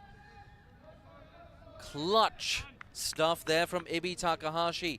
His second maximum in quick succession. No indecision here about whether to go big against Ehsan Khan. This is huge. That's out onto Ting Kwong Road. Yeah, I think that's one of the biggest hits of the tournament. I think only one of the Kendall Katawaki Fleming's straight hits has gone further than that one. It's not like it crashed onto the roof. It cleared that pavilion quite easily. 57 now needed off 33. Yeah, predicted at the innings break when I was with the Japan fans. I said this is going into the last over. It might well happen. Important dot ball there. A good comeback ball from Ehsan Khan after being dispatched. Fight in. Gets a single, and it's 100 up that now for Japan.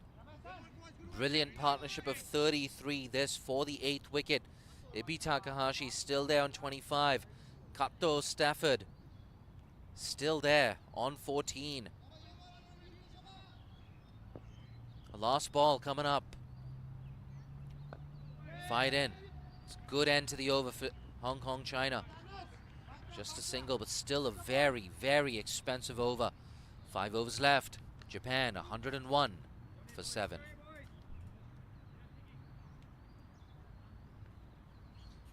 Very interesting final 5 overs coming up here. 55 runs required, 30 balls. You can see it on your screen. That equates to 11 and over. Just short of 2 runs a ball. Anas Khan is going to bowl out. Ehsan Khan did bowl out. No wickets for him today. That's rare. None for 36 off his 4. Anas Khan's got a couple, 2 for 19, and he's got 6 balls remaining in his spell. He's moving Yasin Murtaza around to more of a catching position.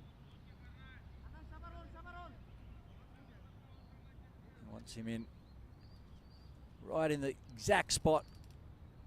And an extra cover. And goes over the wicket. And goes big. Has he got enough on it? Yes, he has. It's sailed over the top. And another maximum. This game is not done. 30 odd runs ago I said that Hong Kong seemed to be in the mood that they've got this game covered, but now been in nervous times out there for Hong Kong China.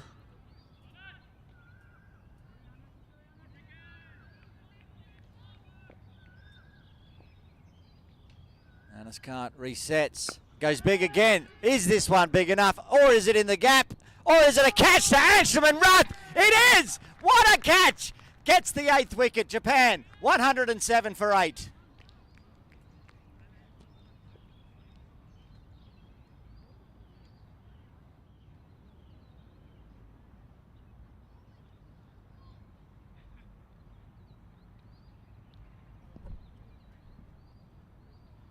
What an effort in the outfield. Anas Khan goes down. High fives all around.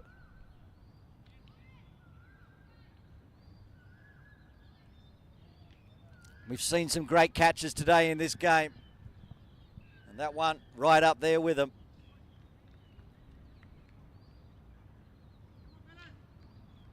Anshuman Rath, he saw one sail over his head for 6. This one screamed around. He's been fielding in close for most of the innings, and then he's sent out to the rope. He said he's the one that's up and about in the field and cheering people on and diving and getting everything done. And then he does that to break a very good partnership for Japan. And it brings the 15-year-old out. Charlie Hinds. No stress, he was throwing the ball to open with from the softball ground end in this game.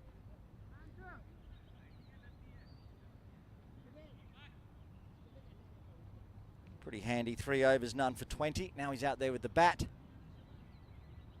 Anas Khan's got his 3rd.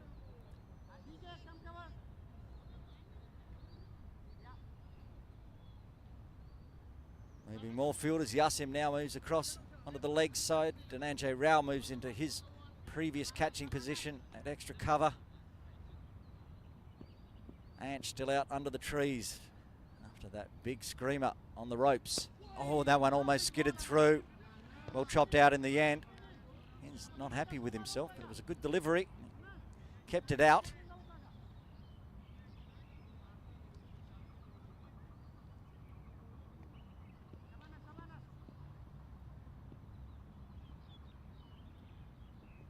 He's chopped that in the air, but there's no one there. Work to do in the outfield. Zishan Ali. And Hinds gets off the mark with a 2. Might have had a wicket fall this over, but they're still going along at the runs they require. The boundary would be very interesting. Swats that one. This could go all the way. Work to do for 2 fielders. It's Atiq Iqbal screaming around. Does the dive. Keeps it inside the rope, but they will come back for 3. And just like that, the 11 and over they required is in the books with a ball to spare. Only problem is those 2 wickets in hand. They're going to have to chance their arm to go it to a ball. So far, the lower order adding some spice to this game. It's hit straight back to Anas Khan. He's got his 4th wicket. That's the way it goes. The 9th wicket falls for Japan. 112 for 9. 1 wicket in hand. 1 more wicket for Hong Kong China to finish this game off. Takahashi, a well-fought 25. Caught and bowled by Anas Khan. He's just popped it back. He knows he's disgusted with himself. It was a good innings.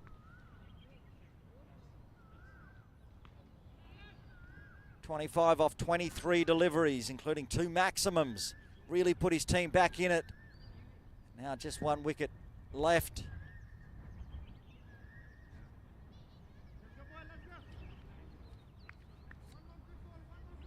It's Ryan Drake coming out to the middle at number 11 for Japan. The question was, could Hong Kong China defend 155? At the moment, it looks like they can. Big ice pack there on the captain's knee for Japan. Kendall Fleming icing up. Not sure if it's a full injury or if he's just worn out from 2 batting innings. 100+ century this morning. A handy 22 opening the batting against Hong Kong China. We'll see if we can get some information on Kendall Karawaki's condition. While that goes on, Atiq Iqbal coming back into the attack. 2 overs, 1 for 5.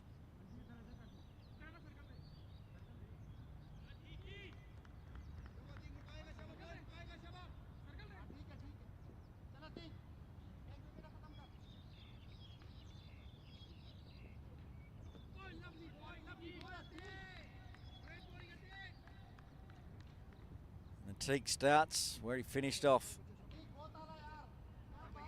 Right on the money. Getting that extra bounce, getting past the outside edge. Into his 3rd over and only 5 runs coming from it. It's what he does. And that one's crunched, but it will be cut off. Looks like Zaz Khan down in the shadows. Keeps it to a single. Good little cameo here from Hins. That will bring Drake on strike for his first delivery.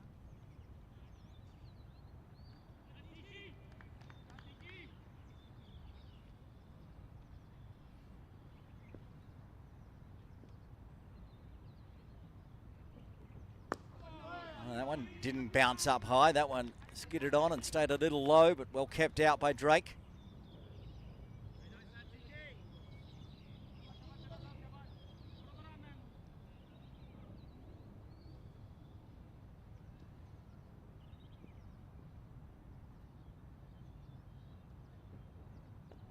And that's a big appeal. No, says umpire Prakash.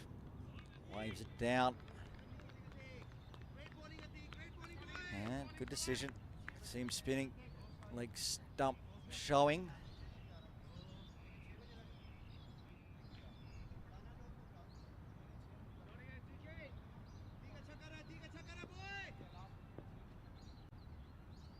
Two more balls remaining in the 17th. He's going to get off the mark in style. Punches it down to long off. Nazakat Khan, the captain for Hong Kong China, picks it up. Only the 2 singles coming this over for Japan.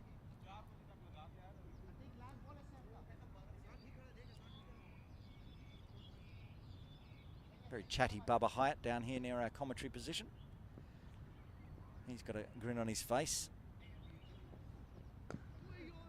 That he did not know much about that one, Hins.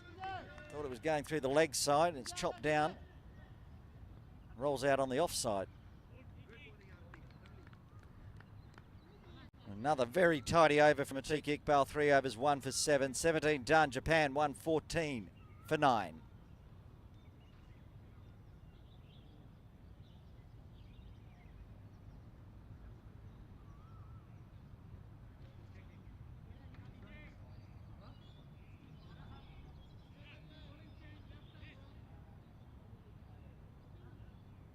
Couple of updates as Dhananjay Rao gets ready to bowl from the softball ground end. Firstly, the captain for Japan. It's not a big injury, just a bit of swelling. He's icing that one up just as a precaution. He's got a game tomorrow against China. And the other one is Ravi Chandran's fifer today. It's the first ever T20I fifer, 5-wicket haul for a bowler at this ground, Ting Kwong Road Recreation Ground. Lots of records falling today. Had the world record opening partnership in a T20I and the first 5-wicket haul. Dhananjay Rao to Drake. Round the wicket with the left arm. Gets down, crunches that nicely. How many runs is he going to get here? Well, good diving effort again in the outfield. Bobber Hyatt switching ends.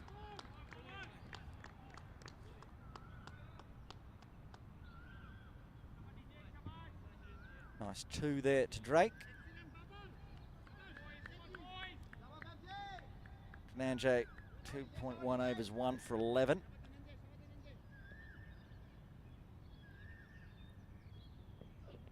And that's lofted over the top of the head of the captain and short of Ehsan Khan.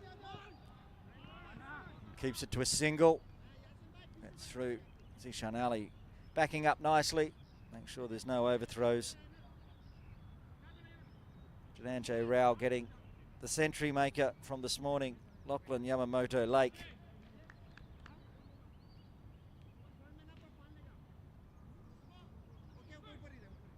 He'd like to get a second wicket here, finish off the game.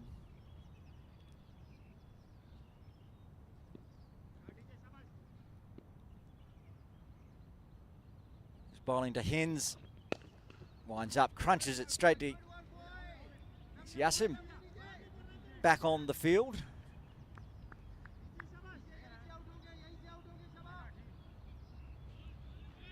As the late afternoon shadows creep across Ting Kwong Road Recreation Ground. 2 fantastic games of cricket again for the East Asia Cup here. And more action again tomorrow. We'll see China play twice. That's cut away hard. Work to do in the outfield. I'm not sure this will get cut off. That's a boundary. Anjuman Ruth switching sides. He's out there, but he could not get to that one. It was hit well, straight through point. The boundary. Just 35 runs required now. It's work to do, 15 and over. Can these two, the youngsters, the 15-year-old and the 21-year-old, pull a miracle for Japan? Oh, right on the toes, well chopped out. They'll get at least one. Azaz Khan coming in quickly. Is he going to have a shy at the stumps? And get back. He's absolutely fired that one in. And they're going to come back for a third. It was a rocket arm from Azaz, and Yasin was standing almost back on the circle, and it's hit him at full speed. 10 runs off the over, 1 ball remaining. 32 required.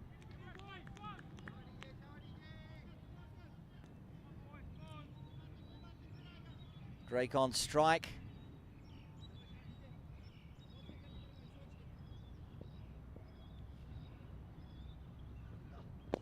And gets it out from the Yorker length down to long on for another single. So 11 off the over. 18 done. 2 remain. 12 legal deliveries. Japan 125 for 9.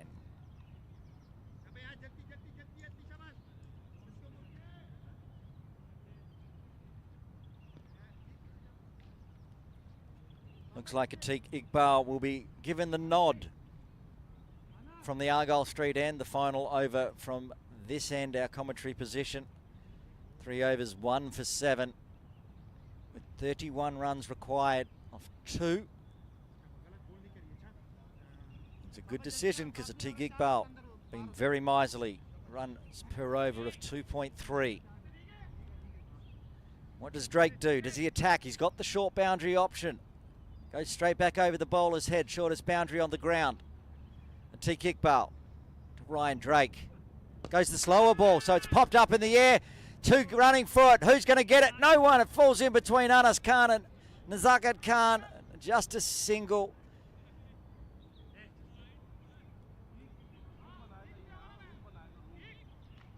A bit of indecision in the field there about whose catch that one was, and it fell right between the two in the end.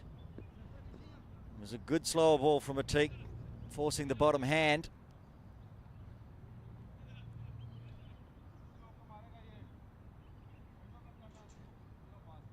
Bringing up fine leg and deep third for Hins and protecting the boundary. And again, beats him through, trying to whip him away. Watch on the slow-mo replay. This is what Atiq Iqbal does. Just hits his line and length. He sees the batter standing outside leg. Make sure he follows him. Gets the dot. That one's gone up in the air as well. Is anyone going to get under this? Ehsan Khan flying in. No, it's going to fall in no man's land as well. Lucks of fortune, but chancing their arm, throwing the bat needed. Still 29 runs required now with 9 balls remaining. Seen 2 off a tee. Goes straight up in the air. He won't mind going for singles. He'd like the wicket, of course. Most bowlers do. Brings Drake back on strike. Skied one up himself at the beginning of the over. This one's going to be runs on the leg side. Jamie Atkinson has sprinted out. Picked that one up, but Azaz Khan eventually picks it up and just another single.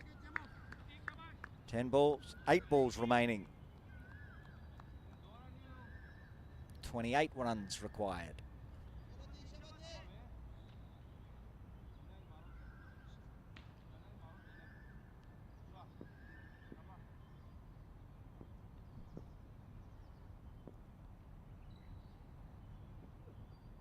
And swatted high in the air. It's not got enough on it. And it's the catch. Takes the wicket. I think that's Anas Khan out there taking the catch. Atiq Iqbal gets his second. And Japan all out for 128 in the 19th. A good victory for Hong Kong. China defending a low total of 155. But restricting Japan to 128 and getting their 3rd victory of the East Asia Cup. They will sit atop the table. They will play in the final on Saturday.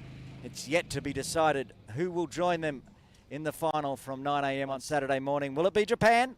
Will it be China? Tomorrow we will be seeing both Japan v China and Hong Kong v China. The game of Japan v China will decide who makes it into the final on Saturday. Another enthralling game of cricket, almost going the distance here. 18.5. All out. They were throwing the bat at it. Drake and Hinds out in the middle for the last wicket stand. Saw 2 fall into no man's land. In the end, finally held out. And Drake remains not out. Just confirming it was Anas Khan taking that final catch. And there's the batting card for Japan. The 2 at the top who scored a century each against China. Lachlan Yamamoto late, not getting going today. Holding out to Nazako Khan off the bowling of DJ. And the big hitting captain, Kendall Kadawaki Fleming, was eventually bowled by Yasin Murtaza for 22.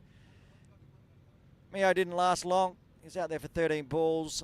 Ravi Chandran, who was involved in a couple of mix-ups in run-outs and also became the first person ever to bowl a 5-wicket haul here at Ting Kwong Road Recreation Ground in the earlier innings.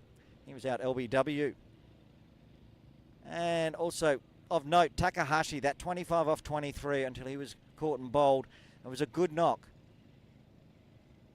and kept the team in it. And some late runs for Cato Stafford and Hinds, getting the total to 128. All out in the 19th. Have a look at the bowling card. 10 wickets to talk about. Well, 8 because there was a couple of run-outs. DJ Rao got a wicket. 3 overs for him. Ehsan Khan, rare to say, gets 4 overs, doesn't get a wicket. None for 36. Also the most expensive today. Also rare to say. Atiq Iqbal getting the final wicket. He got 2 and was miserly. You can see 2.61 runs per over for his 3.5 overs. 2 for 10. Yasin Murtaza got a big wicket. That's what counted. 2 overs, 1 for 16. And 4 wickets in the end for Anas Khan off his 4 overs. 4 for 30. So there you have it. Game 4 of the East Asia Cup is done. The points going to Hong Kong, China, defending 155.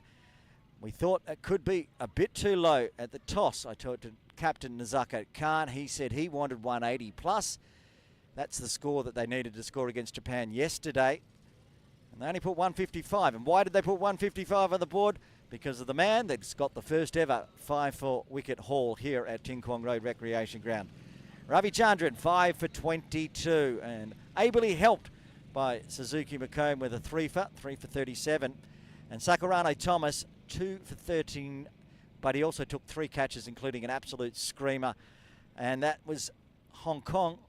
Didn't get through their full 20 overs. We don't see that often. And then Japan, well, they just didn't quite get going. There were some starts, but some good work in the field for Hong Kong, China, and a couple of mix-ups.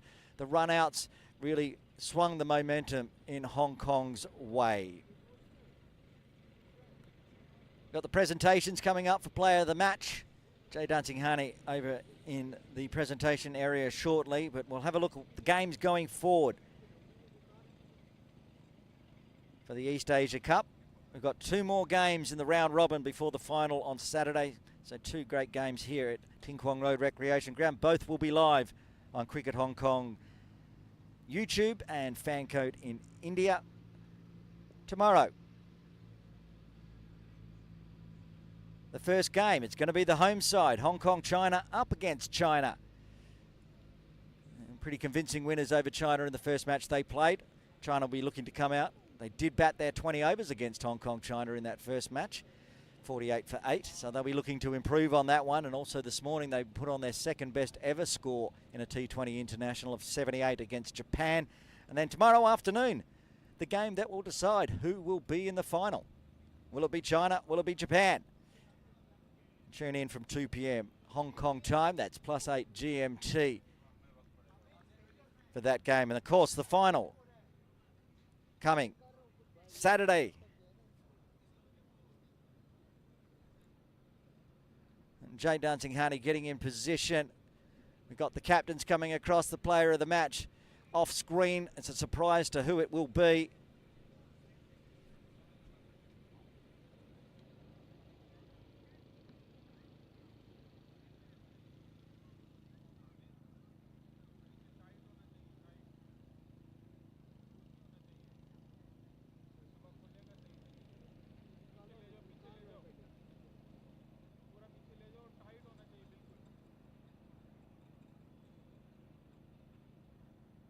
All right, we're getting ready for the presentation. We're going to talk to the captains and the player of the match. Jay Dancing-Hani waiting by in the presentation area. And there he is. We'll cross across to Jay Dancing-Hani. Another eventful day at the 2024 Men's East Asia Cup. Yesterday, we saw a run fest.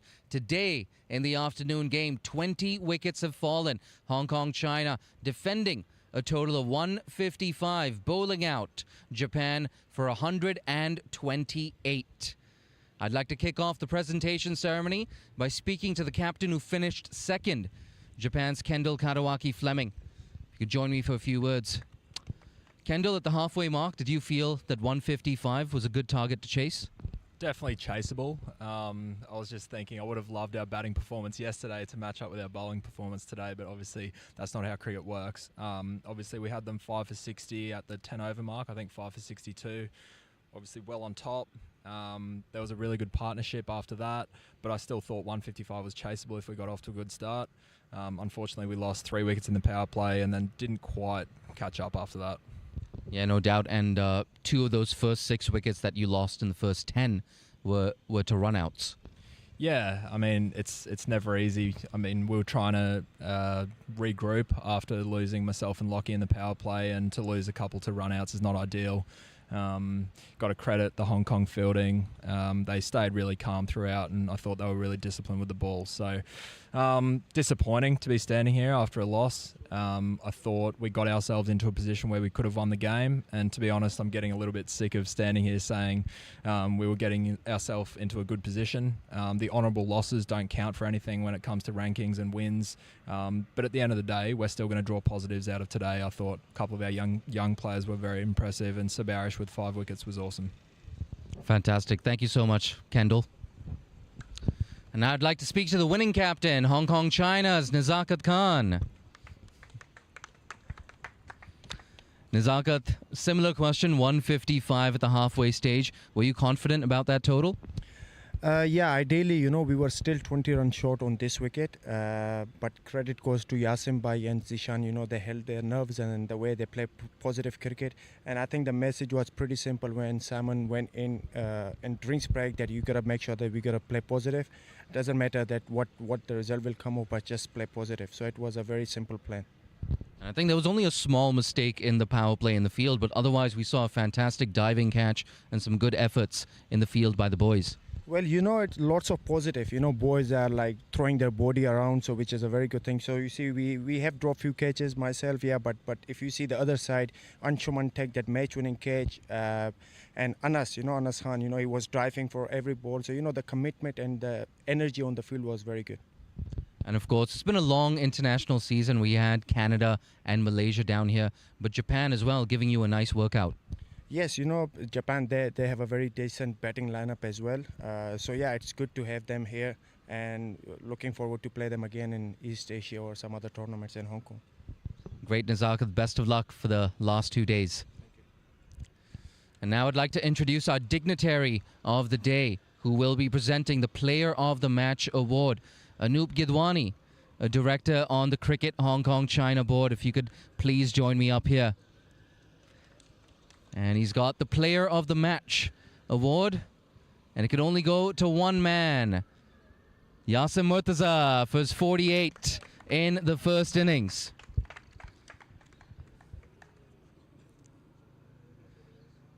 Fantastic innings from Yasim. Took a wicket as well in the second innings. Just a couple of words, Yasim. Yasim, big smile on your face during the Malaysia series and even against Canada. Maybe you were a little bit out of form, but now you've got a couple of good scores under your belt. Yeah, to be honest, good to have some score with the bat. So I'm feeling really confident now. Yeah, no doubt. And even with the ball, it's coming out really well for you. Yeah, it's been really good from last 2 series with the ball. So I'm struggling to score some runs. So now I'm back on track now. And I think you'd love this. You got to bat with Zishan Ali, your PACC teammate. Just talk to me more about that partnership. Basically, we have single conversation. We said just bat deep as much as we can. If we both bat till 18 overs, we put some good total on the board. So this is what we did. You know what I said yesterday, form is temporary, class is permanent. You showed that today. Congratulations, Yasim. Yes, thank you. So there you have it, a convincing win by 27 runs for Hong Kong China. Back to you, Aaron Bush.